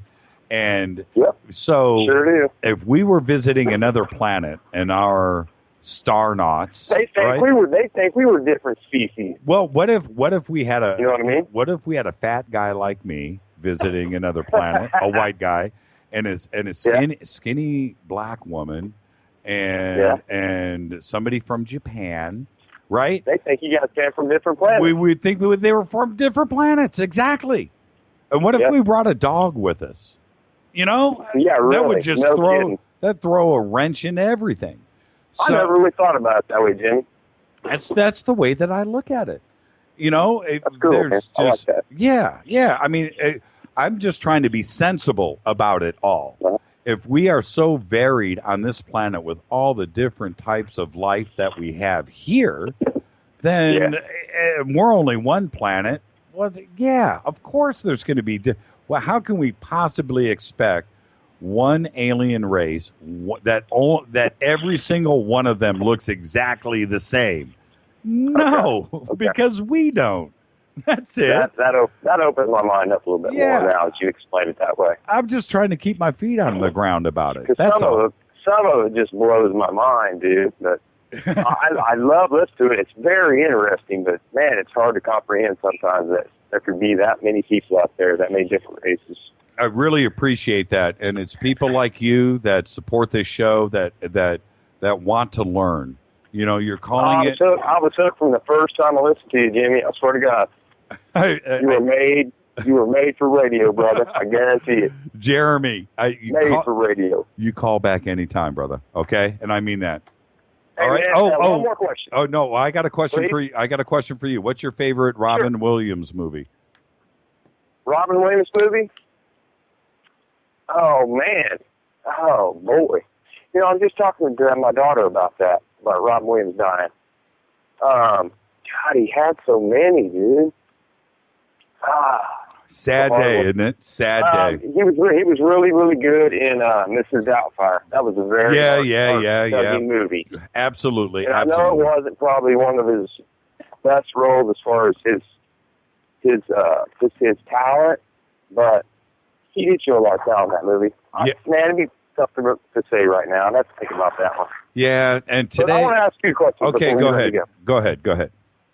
So, what's your background, man? Like, where'd you come from? I mean, you just came out of nowhere, dude. Where'd you come from? Like, what's your background? I sort of came out of nowhere. I mean, I did sports. Okay. I did sports radio for a number of years, so it wasn't like I just jumped on the microphone. Not in my area, so I didn't know about you. Right. Okay. I can dig it, but my dad was a musician in the Army. He was in the Army band. He was band leader of of most of the bands that he was in around the world. And so that's how you got into music. Yeah, both of my parents were musicians, and cool. And so was my grandfather, and so therefore it was a music life for me. And cool. Yeah, I came out here from Naptown, Indianapolis, and came out here to L.A. Cool. And I've been out here ever since. What's funny is. This is the thing. You're asking a critical question that most people know or that listen to the show. But I've always, my mom was a crazy woman growing up. And so we were always open-minded. Good crazy. Open-minded family when it came to the paranormal and things. Oh, cool. So I was always open and interested in all of this. So I studied, researched from a very young age, and I knew that with guys like Art Bell and Long John Neville and some of the guys in the Midwest that would have these late night talk shows, that I just wanted to do this, that I had something to say, and that's really it. So even though I've been doing this for about a year since Art stepped down, it's something that I've been wanting to get out there and off of my chest and come out of the closet, so to speak, for a long, long time. So that's why I'm so happy. I'm just happy. I'm a happy guy, Jeremy. I'm just happy. Dude, you gotta be, man. It's a dream job, dude. Do what you do. Well, So, it's you guys that make it the dream job, okay? And always understand I appreciate that, brother. All right. I appreciate that. Thank you, Jeremy. All the best. Wellington, welcome, Kansas, man. And Wellington, Kansas. Spread the word. Yeah. Spread the word, brother. Spread the word. I am, dude. I am. I'm telling all my buddies. I guarantee you. Thank you, Jeremy. Hey, check this out. We'll post this show in a couple of days, and I'll let everybody know when it's posted. All right? Okay. All right, brother. Thank you, Jeremy. Jimmy, it was nice talking to you, bro. All the best. Later, bro. Yeah, Jeremy called. Hey, look who's on the line. Jeremy called earlier today, and I totally freaked him out when I picked up. It was totally funny. And what a great guy. But it's never a complete show without Dino. Hey, Dino, that rhymes. Well, I'm sorry to bring it down tonight, but I must. I'm being very personally affected by the news today. Yes. I'll let it out that I'm the same age as Robin, and I knew him. And I'll also let it out I don't live far from him. I live across the highway, and I was shocked. All I can say, I hate to bring it down, but I think this fits into our program here, is that the guy was born on the cusp of Leo and Cancer, so he had that side that we all loved, and he was a generous Leo, but he had that Cancer side that was very private. And I met him when we were 19 years old. We did a comedy improv thing together when we were up in San Francisco, and I used to come every Saturday. We paid $1. It was the wing of the committee, if you remember the committee, the improv group. Yeah, absolutely. And so he was crazed, and I remember we were doing a kind of a tag team thing where you jumped up on stage, and it was kind of an ongoing make your own poem. It was a continuing poem. How old was he back then? Like 18? We were both 19. Yeah, right. Same age as me. And he had long hair. He was a little hairy guy, and I'm a tall, skinny guy, and so I tagged someone and went up there and was doing something silly about crimson hooves galloping across a red desert plain, and I had another lyric in me, another verse, and then bang, I get tagged, and he came on like a hand grenade, and he starts quoting Shakespeare or something, and I thought, who the hell is this guy? And anyhow, I got to know him later, because a couple of years later we started doing stand-up comedy on open mic nights on Clement Street in San Francisco, and then next thing we knew, he got discovered because he was so brilliant, and he was like Jonathan Winters on steroids. You knew it too, didn't you? You knew that he was going to be that guy. I knew he was different. I knew he was different. Right. And I didn't keep in touch with him all the time. I won't say I was a close friend, but he knew me by first name, and whenever I talked to him, it was like talking to you. I just never asked him for an autograph, never talked much about show business except to get in his movie. I was in 3 of his movies. And, like Jerry Garcia, everybody liked him, and he loved to be in the public. He loved to perform. He was good at it, but he had a private side, and I know that, he was, if he was depressed, I want people to know, because that's my background is psychology, and that your environment can affect you a lot, but most of it is inside, and most of it is, we know now, a chemical imbalance, and you can get that corrected, and therapy is good, but when you start feeling lonely, reach out to somebody. And the good news about this is I have a neighbor that lives not far away that when I went over to tell her the news, a younger lady, and she started crying, and then she told me that she had tried to commit suicide or thought of it about a week ago, and she's not going to do it, and I told her, I'm always here. So that's what we can all learn from it. There have been several people, Jerry Garcia was another one, that if they just would have talked to someone, maybe we could have stopped the act. And it's sad. I hate to bring the show down, but it's not. But you're not. But this is the thing. How can we all not be sad? But this is the thing: is he is such a larger than life personality. He's so funny. He's so outgoing and loud and all of that. And you just think when you look at somebody like that everything is perfect, but everybody's got their demons and the things in their personal life that they're dealing with. And obviously he had his. We didn't suspect it because he's such a funny guy. And he's Well, always, you know. But you know him. That's the thing. If you talk to someone one-on-one, you get them away from the lights. I mean, you figure a guy like that had all the money, and he was on his third wife, and this one looked like, I think it was working out for him, and he had 3 beautiful children. And Right. And, you know, the whole thing is that if you figure, you know, I'm not in the best financial shape myself sometimes, and you think about all the good things these people had, whether it's Jerry Garcia, for example, and yet they still feel alone. And like this woman I talked to today, she said, it's all inside. And I said, I don't agree with you 100%. It's maybe 85% inside, and you got to have good people around you too. That's but right. You got to find that happiness inside. And it was a good thing I went and talked to her today, because I guess it's going to help her out. And so, Robin, thank you. He helped with that. But I can tell you a couple of stories. You know, he was, again, I wasn't a close friend, but we knew each other all these years. And when I ran into him 10 years later, when I was living in San Francisco, and he was jogging in Golden Gate Park, and I rode up on the bike and kind of renewed it. And he just said, "Oh, that's a nice bike." And he went to the bike store that I asked me where I bought it. It was a new mountain bike. And he went and bought 3 of them there. And he was always doing that. And then I had a Toyota pickup that I drove. And I told him, "I thought you were a Toyota man." He goes, "Well, I own 3 of them," when he was in front of his house in San Francisco. And I said, "Well, you ought to buy these." This was back in the 90s. I said, "These are better this year." And he went right in the dealership when I came back, said, he came in and bought one off the floor. I said, "You better give me good deals. Whatever I tell Robin to do, he buys." You know? True story. And another true story was one day I was looking pretty funky, and I drove by his house because I knew where it was when he lived in San Francisco. And I was driving by, and I saw these guys parking cars, you know. And I told him this story on the set of Patch Adams, which I was on, and that's the second story about him. But so I drove by, and there were all these guys, you know, and I thought, "Oh, he's having a party, man. I'm going to try to get in on this party." So I pulled over, and everybody's parking, and I parked, and then they parked 2 cars next to me, so I couldn't get out. And I walked up to the front gate there, and there was a guy in a black suit. And I said, "I know Robin, you know, look, I'm in SAG-AFTRA. I got my card here. Can I get in?" And he says, "Well, Robin was out here a minute ago. Maybe he'll be out." And he kind of ignored me. And then I looked across the street, and they were setting up barricades. And this is just a neighborhood, you know. Then I looked over there, and I looked across the street, and there was snipers on the roof across the street.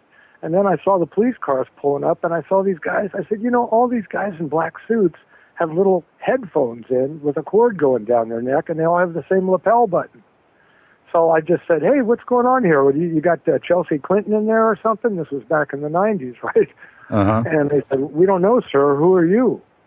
And then I started to feel very strange. They started to surround me.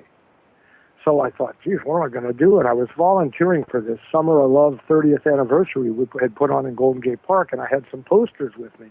So I reached in my car as one head guy came up, and he goes, "What's up?" And he looked like Peter Jennings with a short haircut and a big forehead. And I said, "Oh, I'm a friend of Robin's, but hey, look, we're putting on a Summer of Love 30th anniversary in Golden Gate Park." And he looked at it, and he goes, "Oh, whatever," and he walked off. So I left.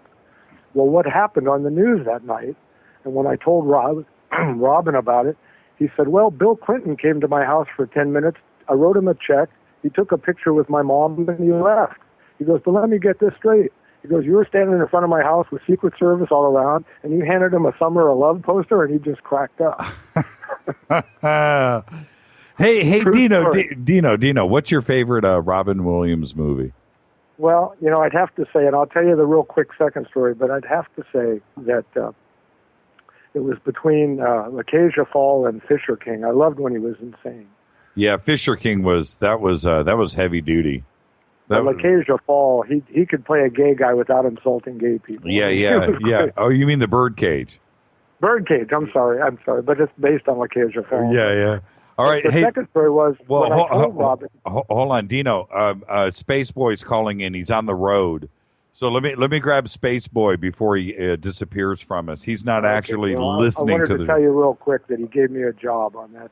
Oh, did he really? Movie. Did he really? Well, I went into miss. I was working. I got called by an agency to do background work, just walking around as a patient in Patch Adams. We were on Treasure Island, and they had all the sound stages, and he brought a lot of work up to the Bay Area. And then what happened was he saw me on set, and I told him the story, and he cracked up. For the next week, I was told every day at the end of the set, can you come back the rest of the week? They didn't use me one more time. I sat around for 12 hours, got paid union wages, and ate all day. And that was because of him. He never told me, but I know he did that for a lot of people. That's what I'm talking about, you know. And the thing is, we have his movies, you know, and unfortunately, that's all. Too soon, man. Yeah. Let's all stay happy, and let's listen to your show and learn the truth. And I'll let Spaceboy come on. And too bad I couldn't call in for Contact in the Desert. I would have loved it. Yeah, I know. I saw your calls coming in, but it was what it was. It really bummed me out. So anyway, hi, Spaceboy. I'll listen for the rest of the night. Call you later. Thanks, Dino. Bye.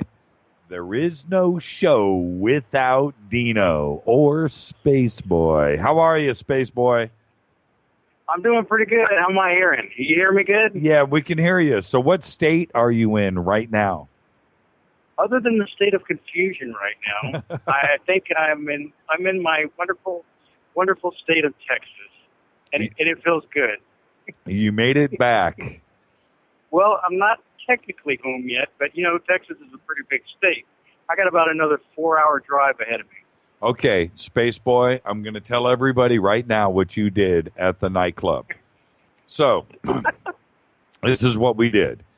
And so for everybody out there that wasn't there, wanted to hang out with us but couldn't, well, live vicariously with us through this moment. And this is the story.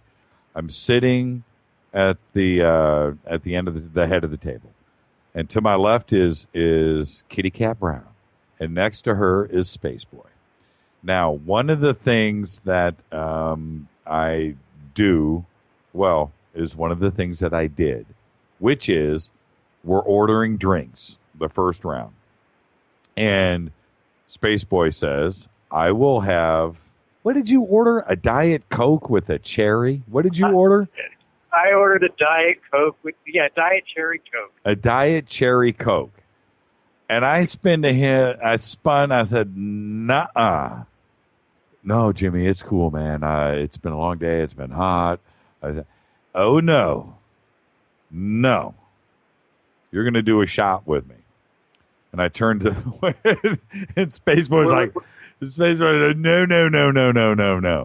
no. Now I didn't order the shot first. Well, hold on. Let me tell the story how it really went down. I don't need you to embellish or try to soften the story, because I'll just cut to the chase. So, after he changes his mind, he orders a whiskey sour. Now, I didn't even know they still made those, that a bartender would know how to mix one. But he orders a whiskey sour. Fine.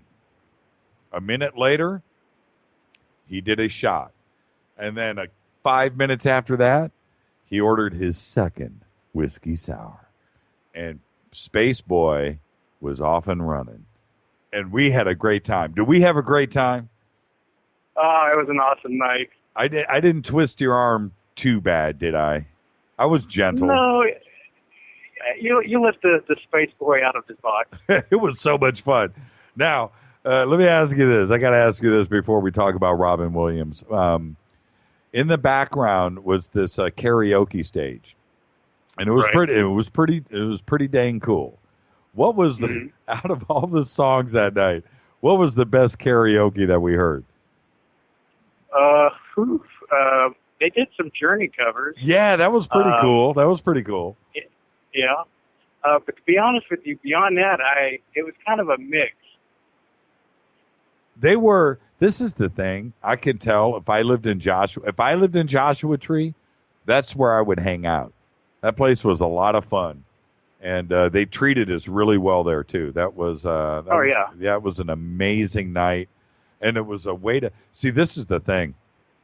For all of us, we were out exposed in the sun and the heat for probably 8 or 10 hours. It was a long time that we were out there until the show was done. But that air conditioning and those cold drinks, it was like heaven.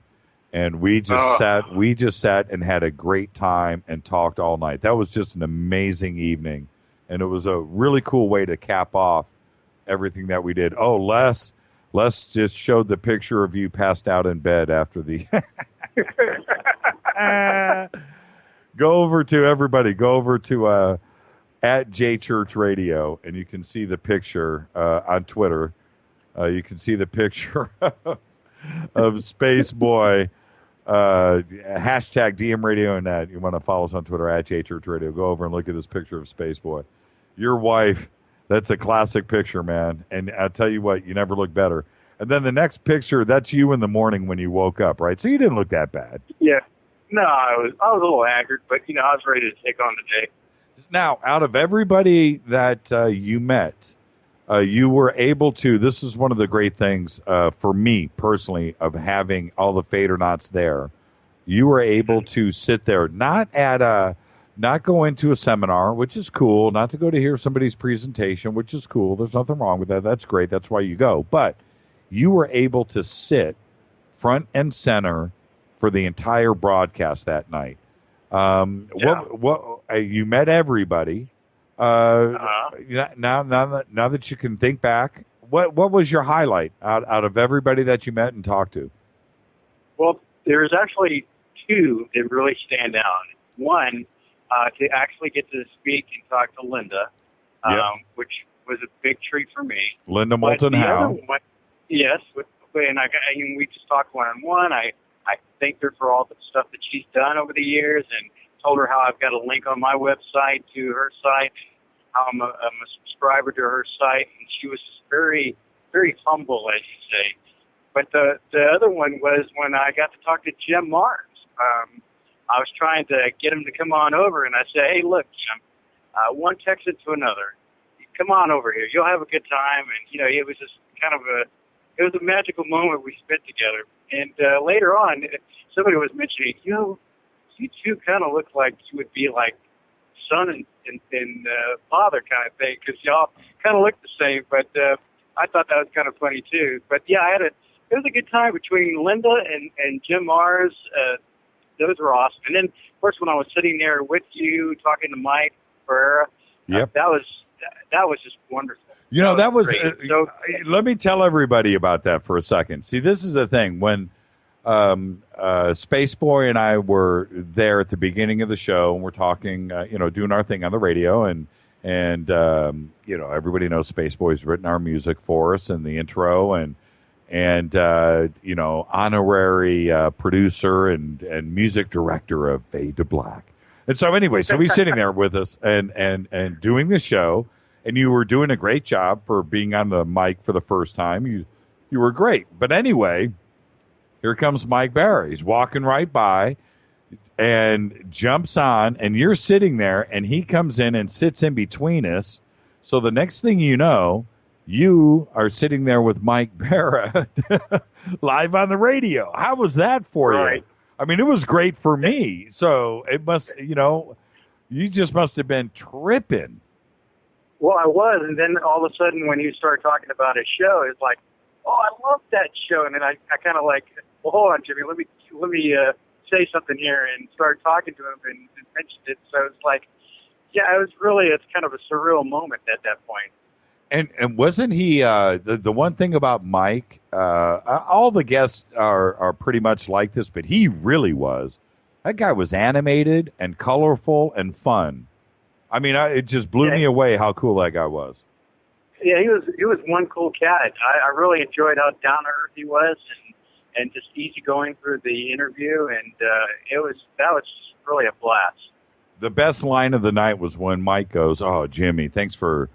What did he say? For blowing that rose-smelling air up my butt or something? I forget what. Or something like that. I was like, right on. And then he said, what did he say? He said he saw Maureen's crack of her butt on the show. What was that all about? It's something like that. It's like, I think we're all like just kind of floored, man. Oh, man. I was like, no, he didn't. But we just did it again, too. Hey, Space Boy, enjoy the safe drive back. And I'll talk to you tomorrow, okay? And give my best to Sherilyn. I will. Take it easy, guys. All the best. That is Space Boy, everybody. All right, let's keep rolling through them. Hi, you're live on Fade to Black with Jimmy Church. Who's calling? Hey, this is Steve from Bluefield, Virginia. Steve, from where? From Bluefield, Virginia. Where's Bluefield? I talked to you a week and a half ago. It's about an hour and a half, 2 hours southwest of Charlottesville. Oh, that's right. How are you, man? Yeah, we talked about disclosure the last time. Yes. Good. Yeah, absolutely. Everything's good? Yeah, everything's good. Just got back from vacation. Took a little trip down to Clearwater, Florida. Spent a week with the family, and got to catch a little bit of your show there with that contact in the desert there, and talked Linda Moulton Howe. She's the best. I love her. Oh, she's the best. best. I love her phrase of high strangeness. I love it when she says it. Let me tell you something. The one thing about Linda, because in that interview, I mean, you can look at the pictures that we finally got posted online, but I'm literally, it's one thing to interview her or guests like her on the phone or on, Skype into the studio, which is normally how it's done. But when you're sitting she's sitting right next to me. John Anthony West was sitting next to her, but she's sitting right next to me. So I'm able to look right into her eyeballs and watch her compassion and her conviction of what is she. She was looking dead into my eyes during that interview. And you know what I mean? And when somebody talks to you like that, you listen. And she was... You can always tell when she does interviews and stuff, she just got everything together. You can tell that she had done her due diligence. She is hardcore. She's not going to let nothing slip past her. And no. She just got it together. She is on point. Yeah, on point. And to have her and John Anthony West in front of me talking about Göbekli Tepe, how good does it get? It doesn't get much better than that.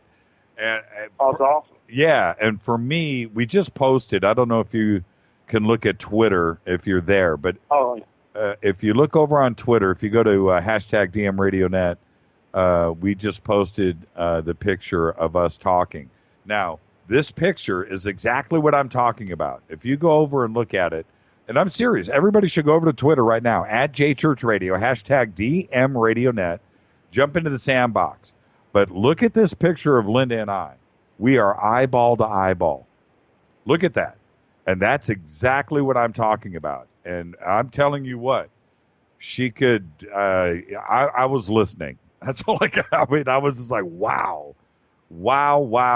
She is the best. And that was a lot of fun. And, and Jaws too. Like I said, for somebody like you, Steve, or myself, where we, we're interested in this and we want to learn.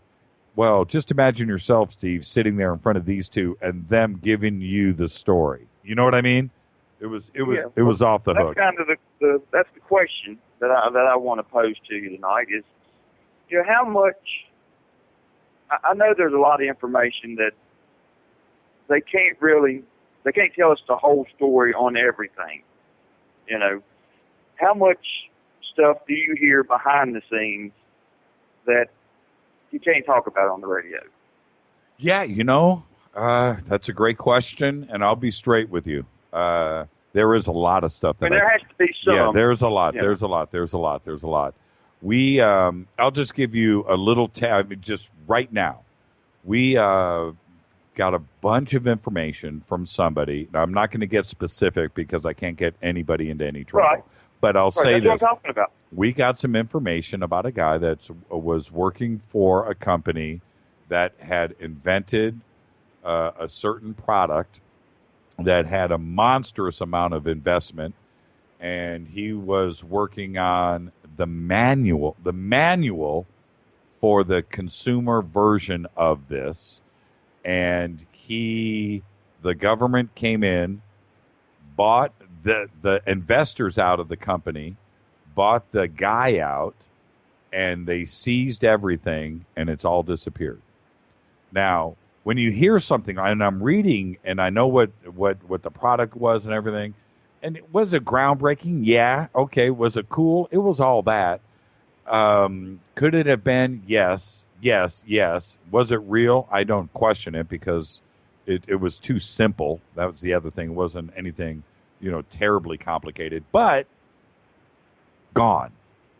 And I can't take it a step further, but I've been given all of this information where I just sit and I look at this and I go, what else do we not know about? And I hear about stuff like this every single day that I can't really go public because I can't reveal who's told it to me.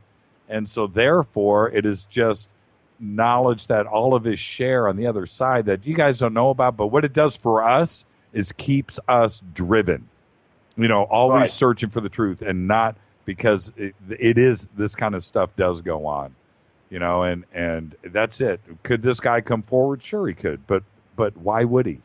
He's got his family, he's got everything else to consider, and nobody's probably going to back up his story. He doesn't have any evidence. So, and the government wins, and that's it. They win, and that's how they keep it locked down. That's how, you know what? You want the answers to everything, follow the money. That's what you do. Oh, that's it. At the end of the day, follow the money. That's the end of it. Hey, to the guy that called from Kansas there, he was talking about the different races that he didn't think he could quite wrap his head around. I suggest he listen to Terry Cassidy's interview with Clifford Stone. Oh yeah, though or have you heard the? Yes, that's a great one. And have you heard Clifford Stone on this show? Did you go back? Yes. Okay. Yes. He starts crying. Yeah. Oh, he gets very emotional over. You know what? You just reminded me. Rita, let's get a hold of Clifford Stone. I want him back on the show. I want him on this week. I'm writing that down right now. I'll tell you another one I would love to hear on there is Bob Dean. Who's that? Bob Dean. Oh, Bob Dean. Right. Yeah. I would love to have Bob on the show. He's getting up there. He's old. Yeah, he's old. He's getting old. Well, that's the circuit no more. But that's another reason to get him on the show. Yeah, absolutely. Yeah, you're absolutely right. Thank you, Steve. And with Clifford, you're absolutely right. I got to get Clifford back on the show. When he was on last time, we had some audio issues that, that's a long time ago. We've since worked all of that out, and I would like to get Clifford back on. Man. Yeah, I actually talked to my Uncle Bill about Clifford and some of the things that he said, and it was confirmed, and it was really trippy. One of the things that Clifford said, and I was getting different people disagreeing with some of the things that he said, but he said, the North Vietnamese didn't have any helicopters, and so that was the code word in all of the documents and all the reports going on and over in Vietnam is we called those UFOs. I think that's what they called them. The UFOs were called copters, right? Copters, right. And so he's got all of these documents. The North Viet, or the copters. The copters were coming in. We were shooting at copters. There were no. The North Vietnamese didn't have any, And when my Uncle Bill said that, he goes, "Yeah, man, they didn't have any helicopters. They didn't have anything. They had jets. They had MiGs, but no, did they have copters? No, they didn't have any copters." So that was an interesting. Yeah, that was an interesting thing for Clifford to point out, and then have somebody like my uncle who doesn't believe in UFOs. Well, he does, but he's never seen one. He doesn't think we're alone, but for him to verify just some kind of weird little off-the-hand comments, it's little things like that cause you to raise an eyebrow and go, wait a minute here. Clifford's onto something, So, Steve, thank you, man. And, really quick, before I let you go, what was your favorite Robin Williams? Bicentennial Man. Really? That was a cool flick. Yeah. That was a cool flick. That was a cool little flip. As far as the movie, everybody's going to say, Good Morning Vietnam, and which is great. All those movies were great. Patch Adams was great. Flubber. He had so many great movies. Good Will Hunting. I mean, they were. Cadillac Man was pretty good too. Cadillac Man was great. The Birdcage. Yeah. Jack. Yeah. I mean, he had so many, and then the animated stuff that he done.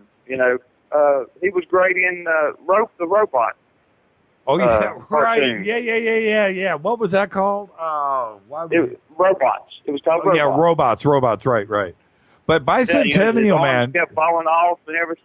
The thing about Bicentennial Man, back then the special effects were pretty cool. Right. Yeah, they were. That was a pretty good flick. But for me, I'm serious. I'm still sticking to my guns, man. Club Paradise. Yes, that's a great one. And nobody talks. I'll tell you what else I loved him in too was a lot of people forget too. He played Popeye. Yep. And he was good in it too. He was good in it. What's her name? Played Olive Oil. Shelley Duvall, who was from The Shining. Yep. And she was great. Yeah, he was really good in Popeye. But the reason, if you go, I remember. It was years ago, 15, 20 years ago. I got a call coming in, so I'm going to grab this. But years ago, Roger Ebert did a review of Club Paradise, or the career of Robin Williams, right? Retrospective back then. And he said Club Paradise was the worst movie ever made. That's why I loved it. Hey, Steve, that's crazy. I'll talk to you later on this week. Too, you mentioned last week that you was trying to get something together about like a bus ride to Roswell. Yep. That's definitely for me. Okay. I couldn't make it, to contact in the desert, but I'm definitely going to do that. Okay. Well, that's what we're going to do. I've gotten so deep into it that we have to do it now. So I think that's what we're going to do next July 4th. The July 4th weekend, the celebration out there in Roswell. Get everybody together here in Burbank and head on out. And that's what we're going to do. So, hey, cool beans. All the best. Thank you, Steve. Later, man. I'll talk to you. All right, let's just keep cranking them out. You're live on Fade to Black with Jimmy Church. Who's calling? Hey, Jimmy, it's Rick. How's it going? Hey, man. How you doing? Rick's in it. I'm doing good. You made it back okay? Yeah. Now, I'm just going to, I guess you're going to close the show with this tonight. I guess Les isn't. I guess you're going to close with us. But a couple of things. Let me cut to the chase. Thank you for hanging out with us. The honor and the privilege is all ours, Rita and myself. And I'll speak for Steve Murillo, too, and Alex Mastretta. It was great being able to hang out with you guys. And I know you think it's the other way around. It's not. The privilege is ours. And thank you for that. No, seriously. Like I wrote you an email earlier. I don't know if you got it or not. I got it. But I meant every word of it. I mean, I truly meant every word of it. And it just, honestly, like for the listeners out there, a lot of times if you're a contest winner, what'll happen is you show up, you get your badge, you have a wrangler that will give you the lowdown. And you get a crowd in this room and, handshakes, photos, signatures, and then they're off. And that's not at all how this was. I mean, all of us were introduced as friends. I mean, we were getting introduced to, Nick Pope, Linda Moulton Howe, I mean, you name it, as friends, as family members. And I can't think of any contest winner that would be introduced in such a way. And definitely I can't think of anybody, any celebrity status that would be able to do that. It just, it's really hard to explain, and you'd have to be there to truly understand the scope of it. And I sincerely mean it. You definitely deserve the success and also the respect and recognition that you received at Contact in the Desert. That, in my opinion, was groundbreaking. That is definitely a page of history being written in front of our eyes. And like I was saying before, it's the history that falls between the cracks that always fascinates me. And that was definitely one of those things. It's just one of those things. It's like being backstage and watching the Rat Pack. seeing the interaction. Okay. Let's not push it that far. Really Let's not push it that. But I was. mean, for ufology, it really was. Okay. Well, could you? I was talking about this earlier in the show. You could kind of feel the buzz that was what? No, you couldn't feel it. It was there. People were talking and coming up left and right. You could cut it with a chainsaw. Yeah, it was over. It was humbling. Yeah, it was humbling. It really was. And but you know what? We did it. We all experienced it together, and we will always remember it. But you know what? The broadcast was great. Hanging out with everybody was great, and meeting everybody was great. But you know what? It was those 2 nights. The night at the bar and the night back at our cabin that were the highlights of the trip. Well, chain smoking with Eric Von Daniken didn't suck. That was pretty cool. But those two nights back, back at the saloon and hanging out over at our place, that was too much. Okay, so look. Okay, just let me say this. You listened to me go on about John Teeter for 90 minutes. Unbroken. I barely took a breath. I barely paused. Did I convince you? Oh, about John Teeter? Yeah. I've been convinced about John Teeter. So what are you saying? You're saying it didn't matter what I said then? I just spoke for 90 minutes for no reason? Is that what you're saying, Rick? Is that what you're saying? No, hell, man. You got me confused, man. No, that night, I mean, we were all on a roll. I remember, we were just on a roll. I mean, it was amazing. It was one of those things that, and this is what I mean by like being backstage with the Rat Pack back in the day, because here you got me and Steve Marlowe and Alex, we're chatting and stuff like that. Steve and I are busting Alex's hump. There we go. And the dude is taking it like a champ and giving jabs back.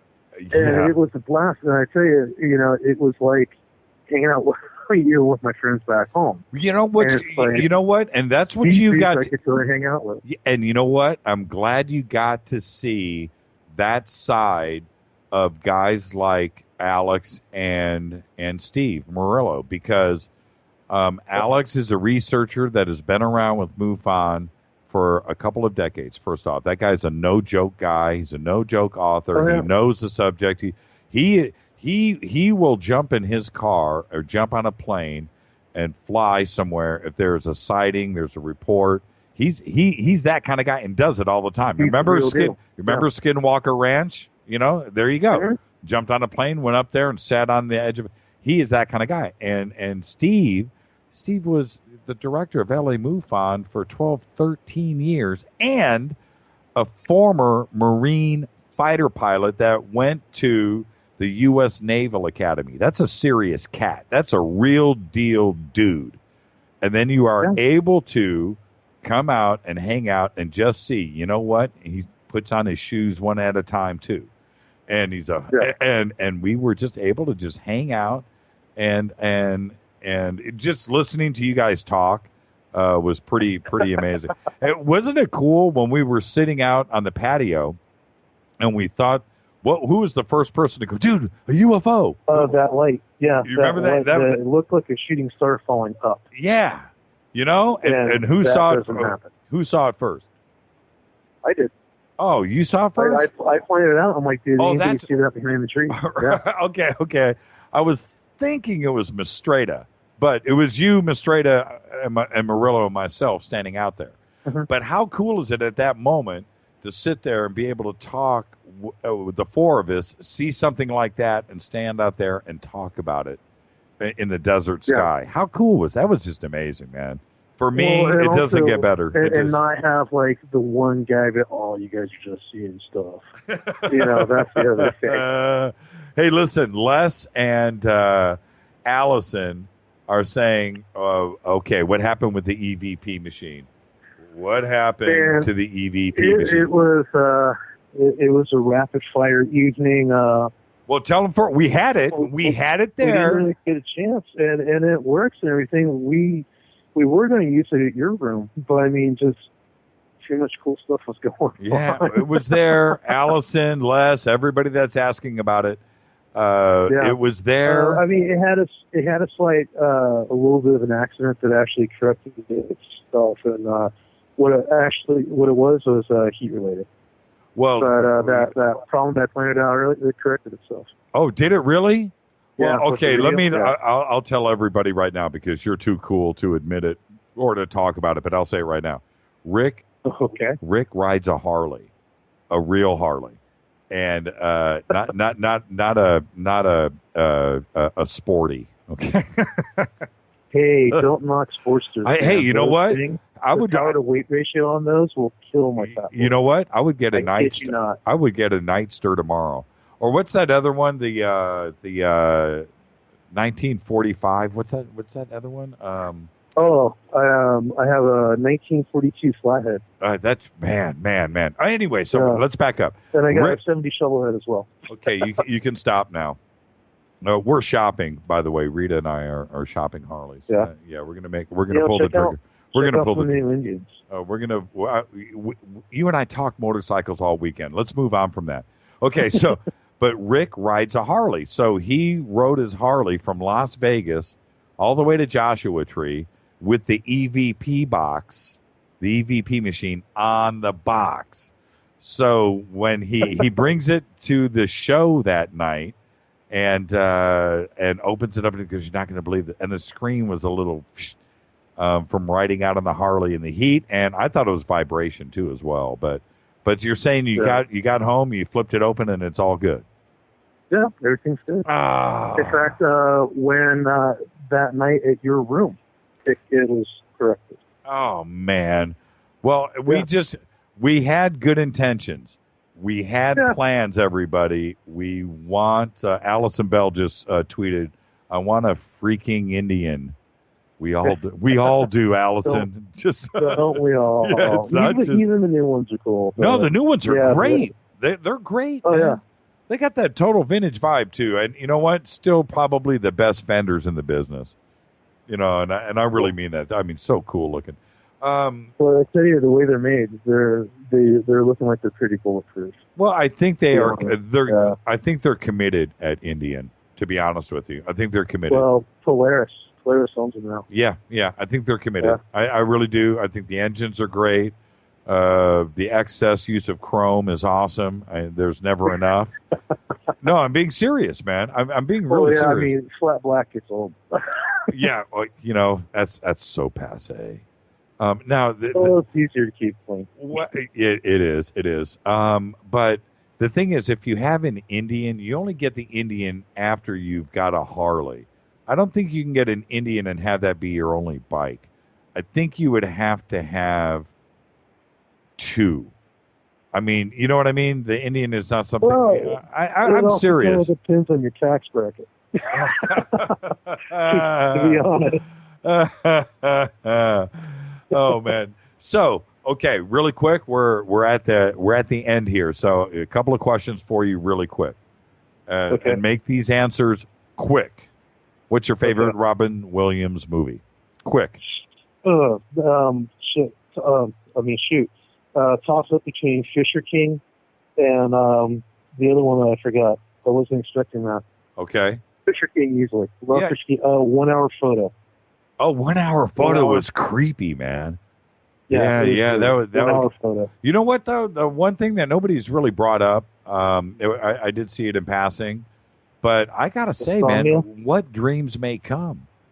That was brutal, and the special effects. Yeah, I can't watch that movie anymore without getting choked up. No, but that's the point. No, but that's the point.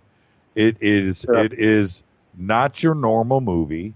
It's written about a hardcore emotional subject that all of us are going to get touched by. There isn't anybody that can watch it that doesn't have something like that going on in their life or has gone on. That's it. That's the whole point of the movie. No doubt. It's going. Think about that. Rick? Think about the subject in that, and that anybody. First off, Anybody that's ever been married, that's everybody. Anybody that's ever had children, which is everybody. Anybody that's ever lost anybody, which is everybody. Everybody is going to be affected by that movie. Okay? So. Well, I mean, like, you know, myself and I mean, we both had children that passed. Yes. You know, that's and it's watching it and when he's interacting with his kids. Yes. For me now. Yes. That's a filled swallow without pulling off cleanup. Yep. He was acting. Yep. And look at the acting job that Robin did in that, because he's all of us have the same issues. Well, so does Robin. He's got family. He's lost loved ones. He's lost relatives, and you got to go and act that. I couldn't do it. Could you imagine? Being on the set. A certain fortitude. Yeah. To be able to do that. How would you like to be on the crew and you're filming that every day and dealing with it wow, heavy flick. Last thing, hold on, I gotta wonder why people like Christian Bale freak out. Yep. Because he's a method actor. Yep. You know? Yep. A meth actor or method or meth. Mm-hmm. What did you say? Method. Not meth. Oh man. Okay, we're out of time. I got to roll credits. Okay. No, wait. Out of everybody that you met on the weekend, who was the one for you? All the Fadernauts. That's what I'm talking about. Wasn't that an amazing? To be honest, just absolutely amazing. It was family from the word go. Oh, yeah, I mean, it was like a family reunion. It was. It wasn't like the awkward meeting strangers. It was a family reunion. It was so cool. Just so cool. And then getting introduced to Nick Pope, I mean, that was damn cool. Yeah, man, Nick. But actually meeting people meeting the Fadernauts, that was the ultimate. That was great. And then getting to watch the show live. Thank you, Rick. You just having people coming along, man, that was awesome because it was so inclusive of everybody. Hey, Rick, Rick, I got to roll credits. I'll talk to you tomorrow. Thanks, Rick. All right. Special thanks to Keith Rowland and Art Bell, Fade to Black's executive producers, Rita Kamarian. Thank you, Rick Sinnott. You keep talking just like you did in our hotel room. Show is produced by Hilton J. Palma and Mark D. Kovar. The announcers are Steve Harder and Mark D. Kovar. Music is by Doug Aldrich. Show intros performed by Space Boy. Fade to Black is produced by KJCR for the Dark Matter Radio Network. I am your host, Jimmy Church. I will see everybody tomorrow. Be safe. See ya.